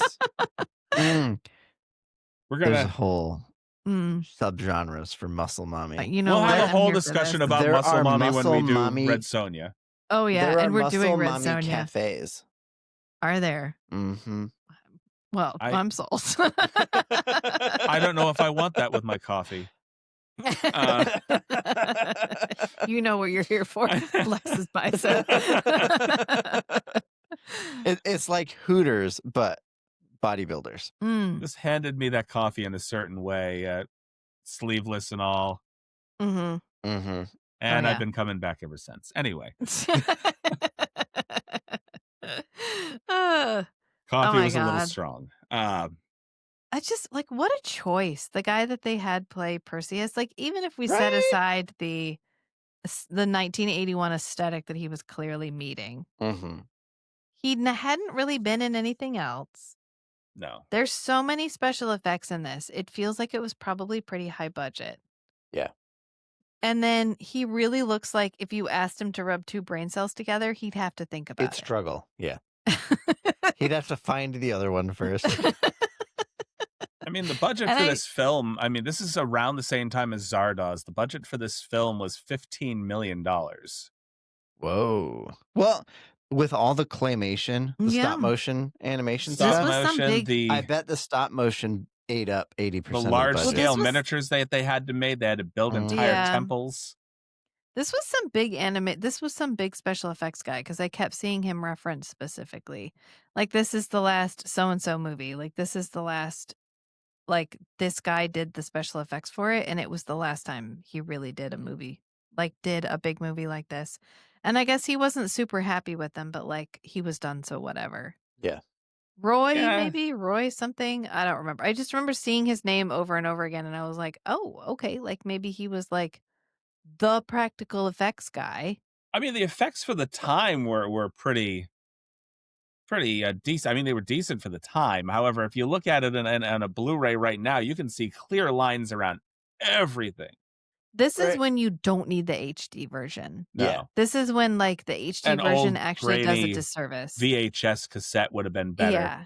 Right. Yeah. It does, it ends up doing a disservice to the movie. Like there's a cutoff from which HD is really, it makes the movie worse. Yeah. Am I wrong to hope that maybe somebody would do like especially with a lot of these older films, I would love to find like a boutique Blu-ray company that gives you both the updated version, but also gives you the old grainy VHS footage version. Like Yeah, I a want to well-used downscale it. VHS rental Yeah. version. Yes. I want a rip from a VHS that has been played 200 times. This is a rip from the VHS collection of Lenny, who taped every one of these movies off of a bad cable connection for HBO back in the late 80s. Hell yeah. Yeah, I have a CRT TV for this specific purpose. I went and got myself a CRT TV, console a CRT console TV with TV. a built-in cabinet I need that. that I went and got off of Facebook Marketplace. I drove to the middle of nowhere and got it out of this guy's shed. And then and right brought it back. after you got an Xbox 360. I brought it back that home still works. and hooked it all up, and I was like, this is about to be the shit. I'm gonna The put goal- a VHS player on it. I I'm found ready one for of the it. old laptops I have that has a CD burner in it. I need It actually has a DVD burner, and I have a stack of CDRs that I bought for $1.50 at a thrift store. I need a couple of old Mixtapes. TVs. I need one with a good cable connection, and then one of those nice old heavy console TVs that look like they have fake wood on the outside, that have the connectors that you can attach an old Atari to in the back. If you use like a Roku or something, some type of box that connects to your TV with an HDMI cable, there are companies that make a box that you plug like the Roku HDMI cable into, and then it goes through the box and then HDMI cable to your TV. And that box does a bunch of video processing to add like the scan lines, the CRT scan lines, and like downscaling, and it can add some of the noise. Well, I mean, Stuff. we laugh about it, but like we watch a lot of older TV. And a lot of times they're banking on that CRT TV to do a lot of the heavy lifting. Like 8-bit pixelated gaming stuff. It depends on the scan lines to make, they call it the analog glow, where it actually blurs the pixels together and actually makes it look more hand drawn. Well, we talked about this a lot when we watched Forever Night, because they would have like elements of their costume that look super cheap. And they look super cheap because we're watching It's them in in HD. HD. Now, if I'm looking at that on a CRT TV, I don't see enough information to know that that's cheap. It all gets blurred. Because it's all just going to be gold or whatever. And I'm not like, does that gold, like gold sprayed macaroni on his neck? Like, I don't need to, I can't see it on a CRT TV. So we joke about it, but like, that's why I got the CRT TV, because we watch so much older media. It's intended to be viewed on a CRT TV. Right. And it Wasn't made for this. It wasn't looks made for better. this. It looks better on the a CRT original TV. media. Yeah. And you can find them now. If you're on Facebook and you go on Facebook Marketplace, they pop up all the time because people get them for vintage gaming now. So before, people were just chucking them, but people that still have them will put them up. So that's where I got ours. One of my favorite things right now is I have a bunch of, I do a lot of boutique Blu-ray stuff, collecting. And there's a handful that'll like give you like uncut versions of films that you didn't even know were cut to begin with. Like I have like an uncut version of 16 Candles for some weird reason.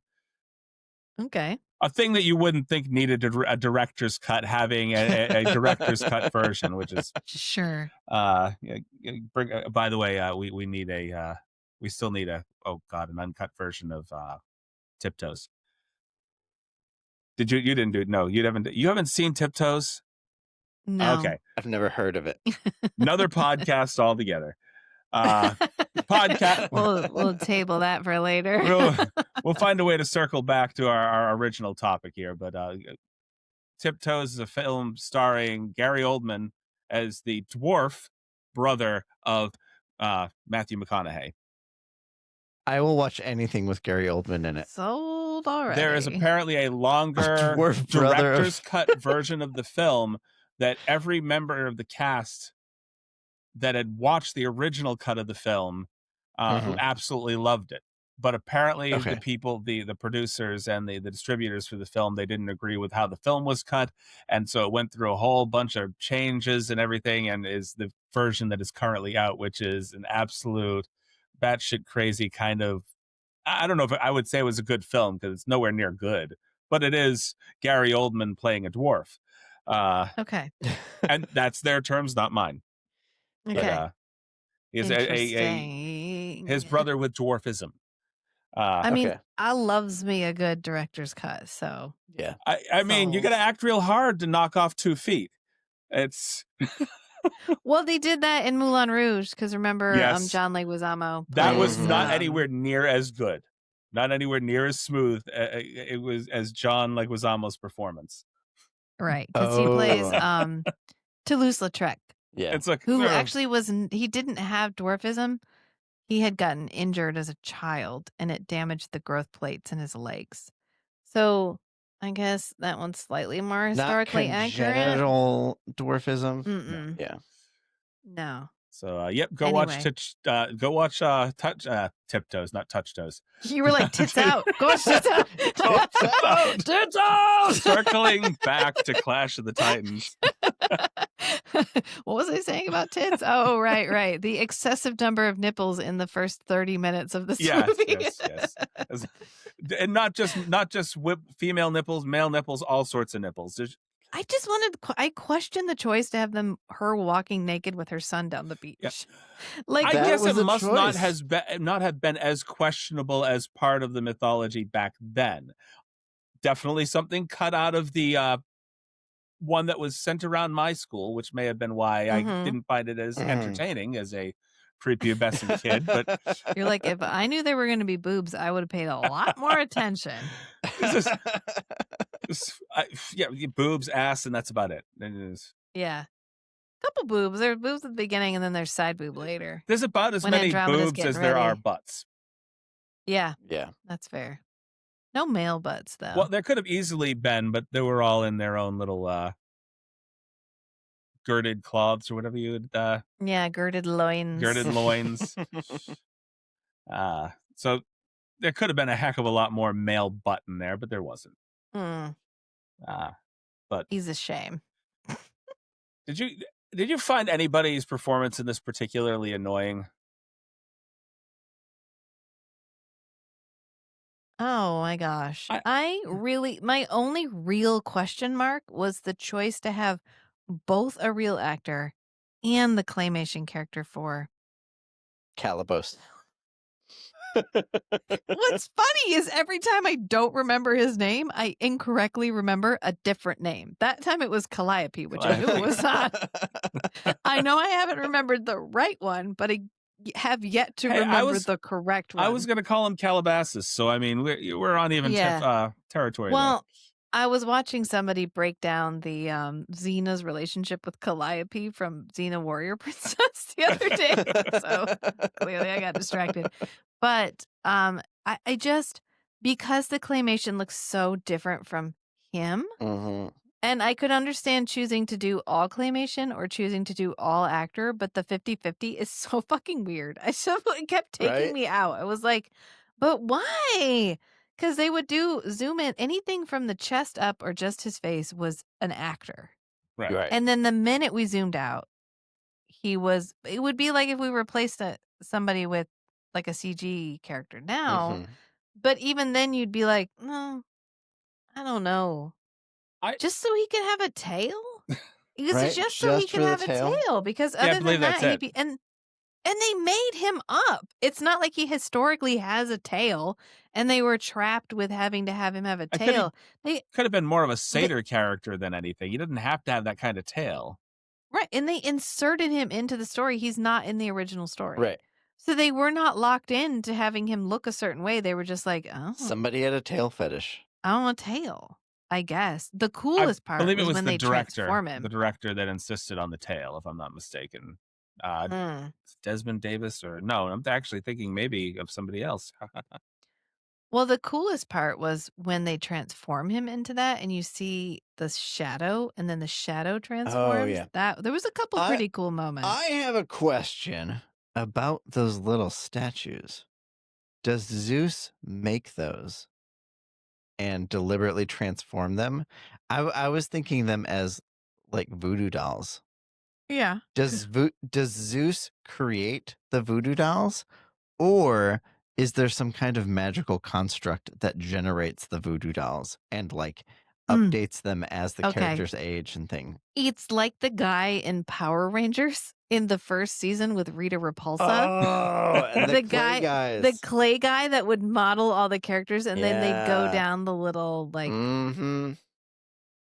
There's a conveyor belt machine tied to the Power Rangers. and the machine would shit out the monsters and it would go down the conveyor belt and then she'd Mm-hmm. magic them into real life.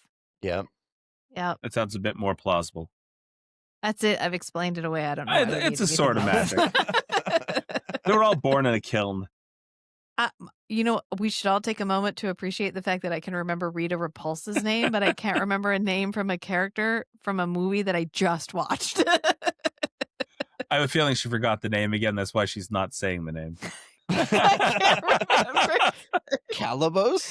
I need to write it down somewhere. Put a sticky note on my sticky computer. note, like right here next to the camera. Oh my god! Why can I not remember his name? I don't understand. It's such an unusual name. It's not, which is why it should be more remarkable. But every single time, I remember it as something different. Yep. I think my only acting performance in this film that I had any problem with whatsoever was Susan Fleetwood, Athena. Just Athena, being basically the goddess of war. There was several other And wisdom. I feel should have had a much more assertive nature than she did, and it just sort of she looked kind of sad, a little whiny, and then a little fussy. When he's like, no, you're going to make me a mechanic. They're not going to have you. You can have a mechanical owl. It's wild that we included Zeus and 4 goddesses and Poseidon, and that was it. Like, those are the only gods we included.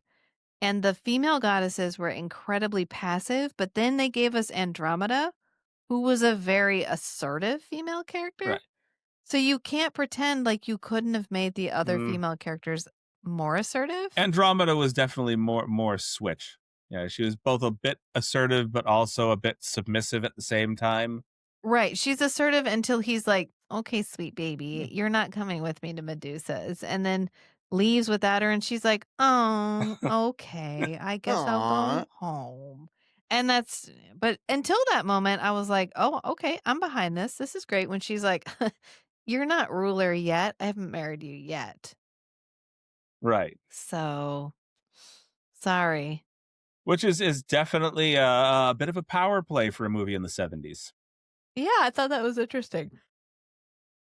You know, that kind of took me out of my head just as much as a couple of horror movies that I've seen where there were strong female, like final girl kind of characters.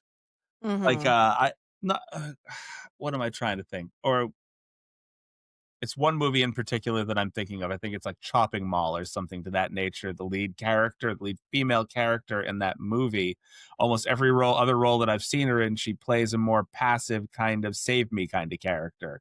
And in that film, she happened to have been a much more assertive kind of, I'm going to save the day, to hell with you. I don't need my boyfriend to save the day kind of thing, which was unusual for a lot of like 70s and 80s kind of horror and I guess in that case, it was sort of a low budget film, but it was like a horror slash teen geared film, Yeah. you know? You're expecting more of the character from Dragon Slayer, where she runs into the cave to die. Mm-hmm. Pretty much. And then you find her later and she's just being eaten. And she's probably still alive, but she's like, I deserve this. Like that's what you're expecting. And so anytime you don't get that, especially you're right, around the 70s and 80s, you're like, oh, okay, all right, okay. You've subverted my expectations. I'm here for this now. I think the main thing was for that movie anyway was just that Kelly Maroney, who played the lead character in that film, almost all of her other roles were either she played the ditzy blonde or the very passive blonde in the other films.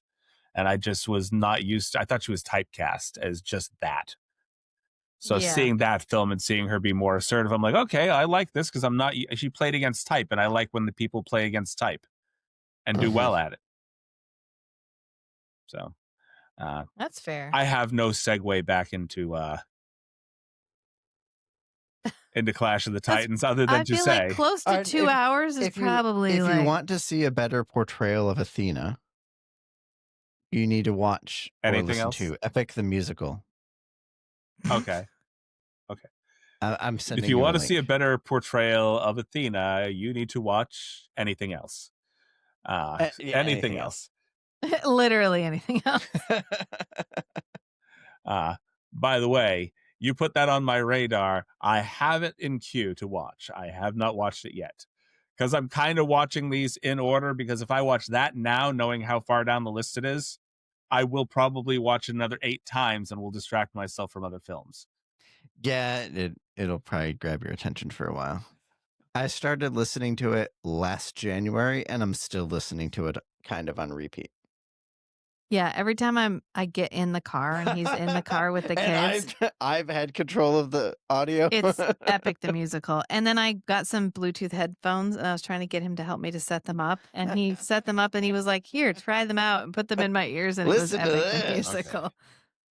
I picked a song that had a large frequency range, lots of bass and high notes, so you could experience the range of sound on your new headphones. Yes, thank you, honey. I really appreciate it. I mean, I feel like we've milked Clash of the Titans. I was going to say that sounds more jarring than extent. Okay. And now we're going to get into full loincloth. Like we've gone no pants. Right. But I feel like we haven't transitioned to full loincloth fantasy because we've been in Greek land. Right. For a while. That seems to be where it hovered for Clash of the Titans. One more thing about Clash of the Titans. When he uses Medusa's head to turn the Kraken into stone, you might think, why did the Kraken stone statue immediately crumble? Because Medusa turns people into very low strength stone, and Kraken was really big. So all the human-sized statues stay intact, but the stone itself was not strong enough to maintain the structure of the Kraken. Right, like a stone that was almost like upon striking, it would almost like just kind of crumble into dust. Yep.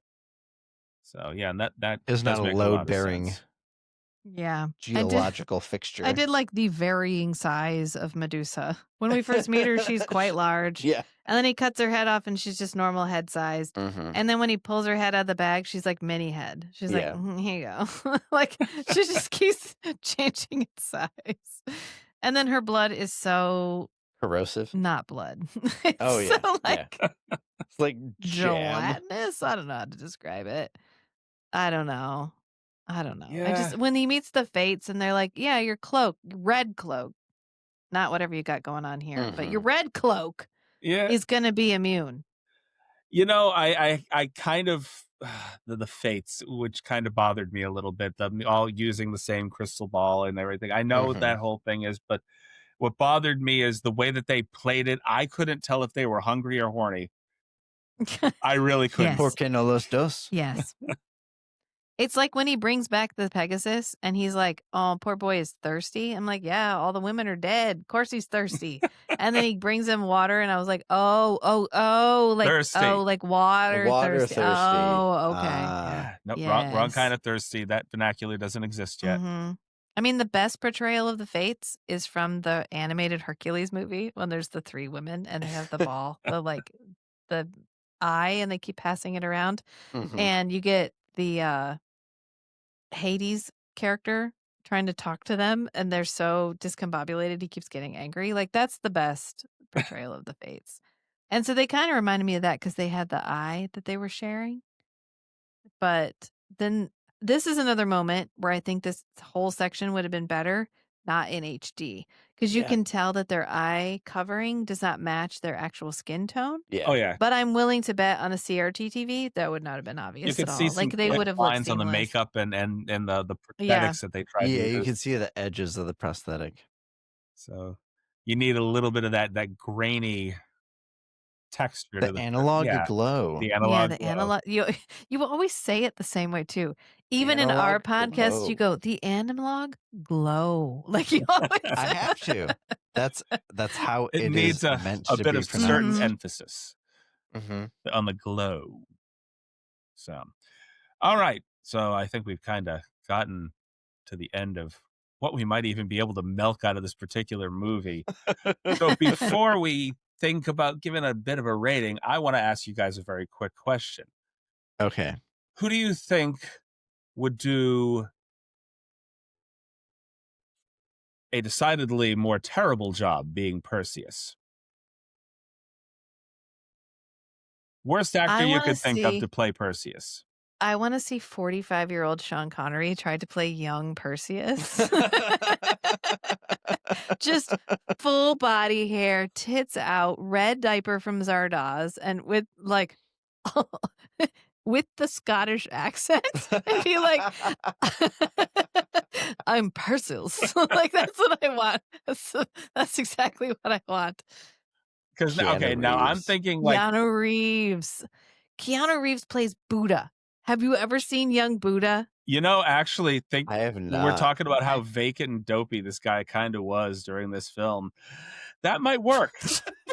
Almost the same build too back then. Yeah. Yeah, Okay. and he could Yeah. try to have the accent, but completely not have the It would accent, just just be like he Surfer Dude always does, accent. where Yeah. he's like from Dracula, where he's trying to be British. Like, he's trying to be British, and he has the worst British accent. I want him to do a fake Greek accent the whole time. So my brain went on a different route because I was thinking 70s Mm. actors.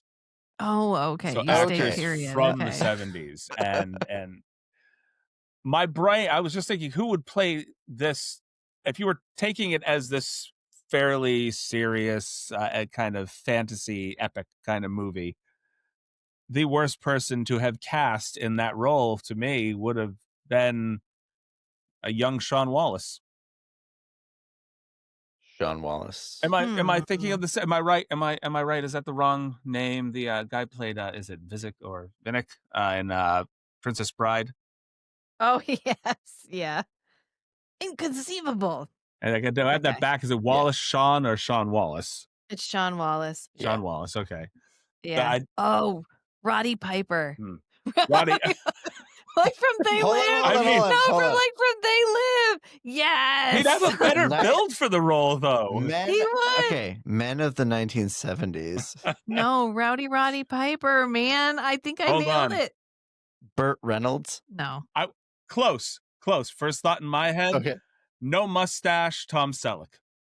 Mm, Ooh. I got my mom. I could see Tom Selleck as Perseus. I got my mom a shirt of Tom Selleck with the mustache, but like where they made him ripped and shirtless with like a G-string on. It just says Tom Selleck on it. Because she's always loved Tom Selleck. And she was like, wow, No. thank you. But we're talking about who would do a worse job. So, I mean, technically, I think Tom Selleck might have done a better job. I mean, yeah.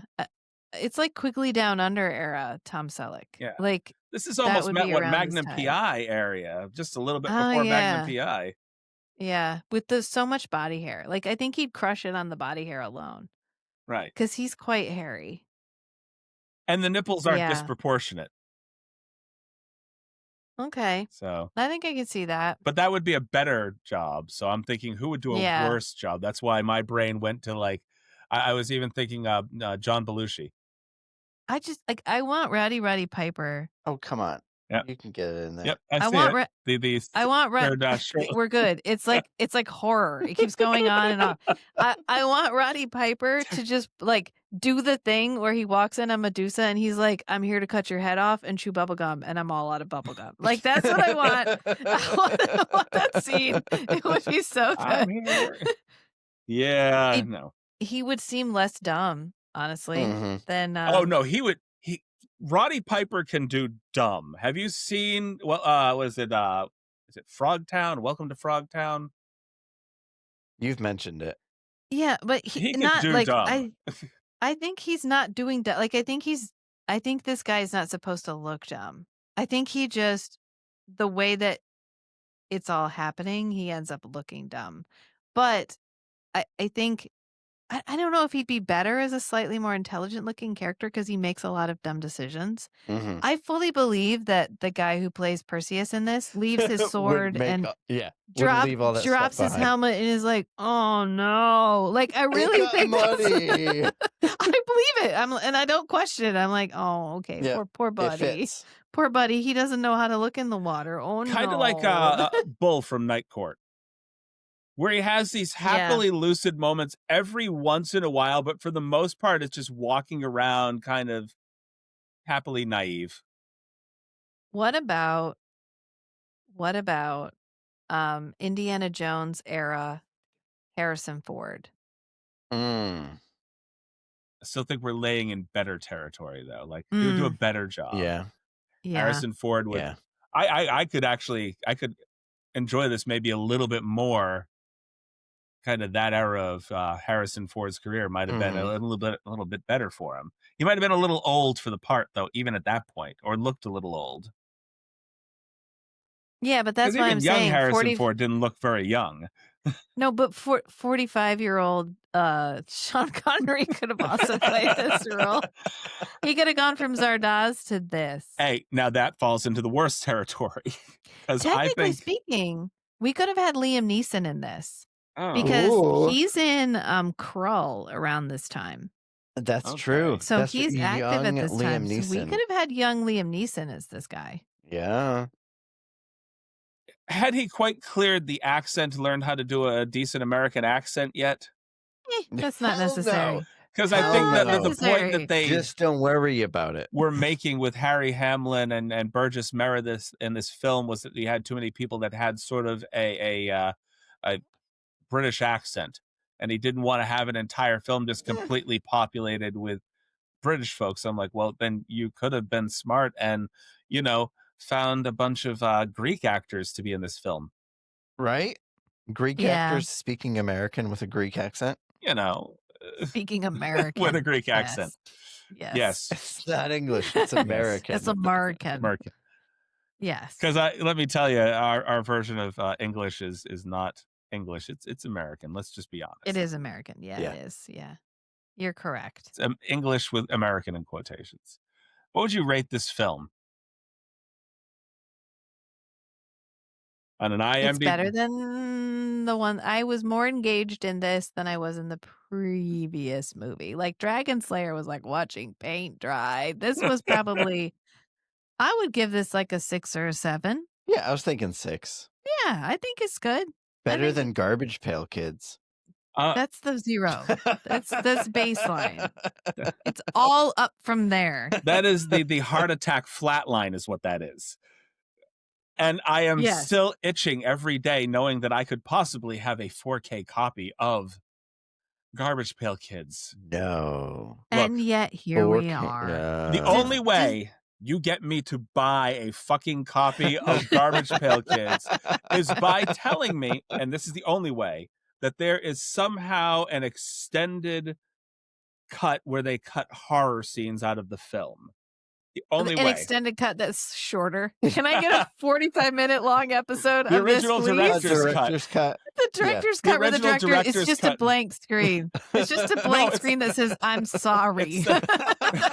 It is literally just the director tipping the camera towards him as he picks up the reel and throws it in the trash. That's it. Correct. So garbage fire, kids. fire. That is the and direct. burns Yes, it. yeah, and there's like screaming as it's burning because it's actually haunted. I have listened to some podcasts where people genuinely loved that film. And I am What? like, No, They must not how? have watched it. no. Look, there's a subset of people that It's will all like a AI. thing simply because other people do not like the thing, and That's fair. that feels Yeah. like that territory for me because there's no one who genuinely loves that movie I and will is also say mentally well. that regardless of how I might rate a film, genuinely, there are very few films that I do not love. I may not like them enough to go and watch them again. Garbage Pail Kids was the only one that I have ever watched that I have said, I have now watched this twice in my life. And there's a burning void where That's that part the of my next. existence used to be. And that is 2 times too many. Yeah. There's Correct. a scar on my soul. Like, I am going to go off into whatever great ether, and I'm going to have that mark on me. You watched it how many times? Yeah, those are it turns out, joke's on you, those are the only people who go to hell, are the people who've seen it. And they're wanna like, watch it again. no, you can't bring that knowledge here. We can't have it here. The ones And that have then- seen it and then actively gone out to say they love it. Yeah, to get other people to see it. That's the problem, which means you're doomed, we're not. It's the spreading of it is the crime. It's like, yes, the spreading. It's like a 90-minute PSA on what not to do. Yes, with horror nightmare children. Anyway, that's 0. That's so I feel 0. like anything's up from there. And so 6 or 7. If you're comparing it to Garbage Pail Kids of all things, I'm like in 10 territory. I mean, I was 0 is Garbage entertained. Pail Kids, 10 is Gladiator. I was entertained. I felt engaged. 10 is Gladiator. Oh my God. I felt engaged the entire. We've told you the story about how I was in labor and I asked him to put on a movie. I was like in labor for my son and I was like, okay, we're not going to the hospital yet. Like, I'm going to give this a few more minutes. Can you just put a movie on to distract me? And I heard the wheat scene from Gladiator and I was like, did you put on Gladiator? And he's like, what? It's a good movie. Got things moving. I was like, fine, we're going to the hospital. Out of here. We need to go now. We just went to the hospital. Done. But, Did you have movies brought? Did you put on Gladiator? Yes. However, before you mentioned Garbage Pail Kids, I would have rated this probably. I watched it a couple of times, probably good, like a 6.5 to 7. So I mean, of the films we've watched, this is probably one of the better ones. I enjoyed it. I didn't feel like I had immediately chopped off a limb to watch this film a second time this week. It's like, oh, I have to dedicate more of my time. Why don't you just take a fucking hand? Why don't you? So yeah, I enjoyed it. I enjoyed it more when I realized that I wasn't watching a Laurence Olivier film. Olivier.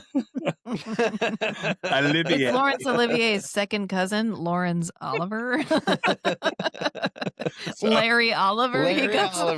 I had that old man slip where I'm like, who the fuck is Laurence Olivier? They're like, oh, this is one of Laurence Olivier's biggest films. You know And no, it's Olivier. In your defense, the twilight of his career are all side quests. Like they're nothing that you would be like, Laurence Olivier? You're like Clash of the Titans? Dracula? Like, why are you in these things? Like, I want to do one of everything, but he's doing the Nick Cage. Yeah.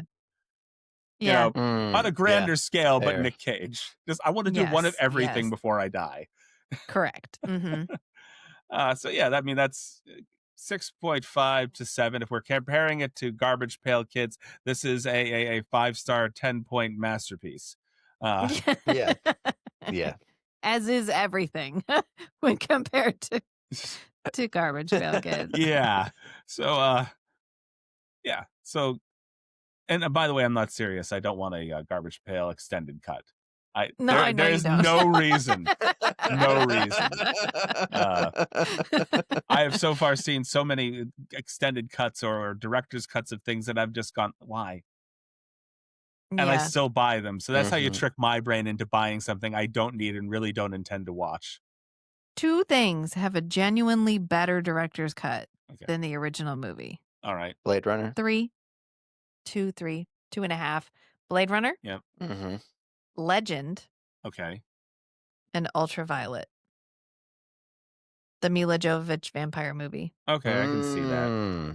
Those are the only 3 that I'm like, that genuinely improved the movie. Other than that, okay, Lord of the Rings is an entirely separate category. But other than that, you're just giving me additional content. Lord of the Rings, it was intended for those films to be as long as they were, but theaters refused to put them out at their lengths. Well, some director's cut are just additional content. Right. Which is like Lord of the Rings, fine. Director's whatever, right. extended cut. But when you take a cut and you make the movie better with the cut, that's what I'm talking about. So Blade Runner better because we ditched the voiceover that doesn't make any sense. We add the scenes back in that make the movie make a little more sense without the voiceover. And then Legend because we don't front the movie with darkness. We don't see Lord Darkness until the moment he comes out of the mirror, which makes it way better. And you get a better score, although I kind of wish we had the 80s score with but that's a whole other thing. And then the Ultraviolet movie with the Mila Jovovich vampire movie, it doesn't make sense unless you watch the director's cut. If you watch the theatrical cut, it's bullshit. You don't know what's going on. And if you watch the director's cut, it actually makes sense. So I'm going to say this to filmmakers, distributors, and editors everywhere. The one thing as a consumer who buys $40 Blu-rays for some fucking reason, single movies, these aren't box sets, $40 like single Blu-rays, sometimes $50 to $70 depending upon what it is. A guy who invests that kind of money into something that has on its cover director's cut. What I want from a director's cut is not to go from 97 minutes to 98 minutes. No. All right. What about Waterworld? Oh, that's fair. The Ulysses cut. Yeah. Let's see. I saw someone mention Dark City. I have yet to find somebody that will sit down and do a Waterworld episode with me. Dude, we already did a Waterworld episode. Bitch, I'm there. Right. I love Waterworld. God, that movie is so unfairly maligned. Right now. I'm going to... Sit down, Chris. Ulysses cut right now. I'm going to say that we can do that. I am there for that because I have asked at least 20 people so far, and they're like, yeah, I want to sit down and do an episode with you. What do you want to do? Actually, I've been looking for somebody to do Waterworld. Okay, well, we'll talk later. And then I never hear from them again. We both love Waterworld. There's on my old drive to my job back between 2016 to 2020, my daily commute, I drove past a boat yard called Waterworld, and every morning on my way into work, I would think, Nothing's free in Waterworld. I've read the novelization of Waterworld. Oh, that's dedication. I read the Waterworld book. That's dedication. I am so in. Oh, okay. Siri's talking to me over here. Apparently, I set her off. I'm not. Siri, stop. Shut up, Siri. Siri, I'm not talking to you. Yeah, I don't know how I set that off. I think we said seriously. But just lit up mysteriously. So yeah, no, I'm there. Waterworld, yes, but we got a little ways to go before we get to that. We can do that randomly someday. Our final loincloth sorcery. Somebody says Brazil. Okay, don't even. I'm not. Brazil. Nope. The movie Brazil. That's no director's cut. We're tabling that immediately because that's an entire other discussion. That's very different. I also have that up here. Tabled. Yeah. Ben Affleck's Daredevil. No. Ooh. The director's cut. The director's cut. I don't think that it made the movie better per se. You know what? That is like if you distilled the early 2000s down into a movie and you created a movie that was entirely like early 2000s. It is Ben Affleck's Daredevil. Yeah. Even when Evanescence playing over the funeral scene, I was like, my son loves Daredevil, but there's not Daredevil kid content. And so I was like, the Ben Affleck movie, I remember that being pretty basic. And we watched it and I was like, oh my God, it's like if the 2000s came to life and made a movie of itself. His hair, the like even spike where all of his hair is the same length, but it's all like spiky. And then, oh my God, all of it, all parts of it. Yeah. Daredevil for me is like an issue. It's like my when I heavily drank in the 20s. You know that you did it, you know that you've been there, but for some reason you keep forgetting it. So you go back, and they're like, "Oh yeah, I remember why I didn't want to do that again," and then you forget, and then you go back. It's never as It's good when as he I puts remember it being. it's when he wakes up and he puts Linkin Park on. Is that what it is? Yeah, Is that the moment? it's a Oh my lot god, of the cheese. it's Just it's terrible. It's a terrible movie, but it's like a It's spirit an of the enjoyable, 2000s terrible movie. movie. Oh my god, when the guy Bullseye shows up and he literally has a bullseye carved into his forehead. That's so good. Like the forehead bullseye. I And he kills a think guy with a that paperclip. He puts the paperclip in his mouth and straightens it, and then he like kills the guy with the paperclip. Okay, sorry. oh Clearly, I've boy, watched that movie too many I times. I blocked out that movie a few too many times, I think. Mm. So, okay. Outside of that, anything else that's just memorable about this film you want to talk about? No, I think we're pretty much Happy covered New Year. everything. Happy New Year, happy birthday, happy Christmas. We've passed all those things. So we did Yes. Happy Christmas. We did semi-Happy Christmas. Yeah, we did the sleigh way. No. Last sleigh Last ride. sleigh ride? Last sleigh ride. The sleigh way. I'm gonna go look up the sleigh way now. My favorite Christmas song is something about sleigh. I can't remember the name of it, but it's like a girly pop song, and it's Yeah. "Bitch, I'm on a sleigh slaying." I'm on a sleigh I'm on a slaying. sleigh slaying. I'm on a sleigh slaying, and it's on my Christmas thing, so my kids sing along. It's like my favorite thing. Oh, yay! Mhm. And now you're giving me something else to look up. I'll have to find the I'm name gonna of it have and to send look. it to you. Yeah, because it's gonna be weird to just kind of type that in. Bitch, I'm on a sleigh, and what song is this? Help me. Mhm. So, outside of that, why don't we just get into a little bit of shameless self-promotion? Take it away. Oh, okay. Well, we're still doing Strange and Beautiful Book Club. All evidence to the contrary. Right. We have an episode coming out maybe tomorrow, depending on when I get around to it. And then we're back to doing We Are All Kosh. So we have another Babylon 5 podcast coming out this week. And those are our well, we're actually doing I still do Feast, Sheath, and Shatter, which I don't know if I've ever talked about on this, but it's like my like romantasy podcast that I do with another lady. And we have a book coming out with that shortly. We read Someone to Build a Nest In, which is a really good book. And yeah. I'm really excited about talking about that I'm one. almost ready to read that book. It's so good. It's so good. And it's good. I'll just leave it there. So that's what we're up to currently. I mean, everybody deserves like a little break, which unfortunately usually comes up on our end as unexplained disappearances. Hey, why have you been gone for a month? Nobody said ever to me. I have active listeners. I know that we're in the tens, but 10. There's dozens. There's dozens of them, Chris. Dozens upon bakers, dozens of them. Yes.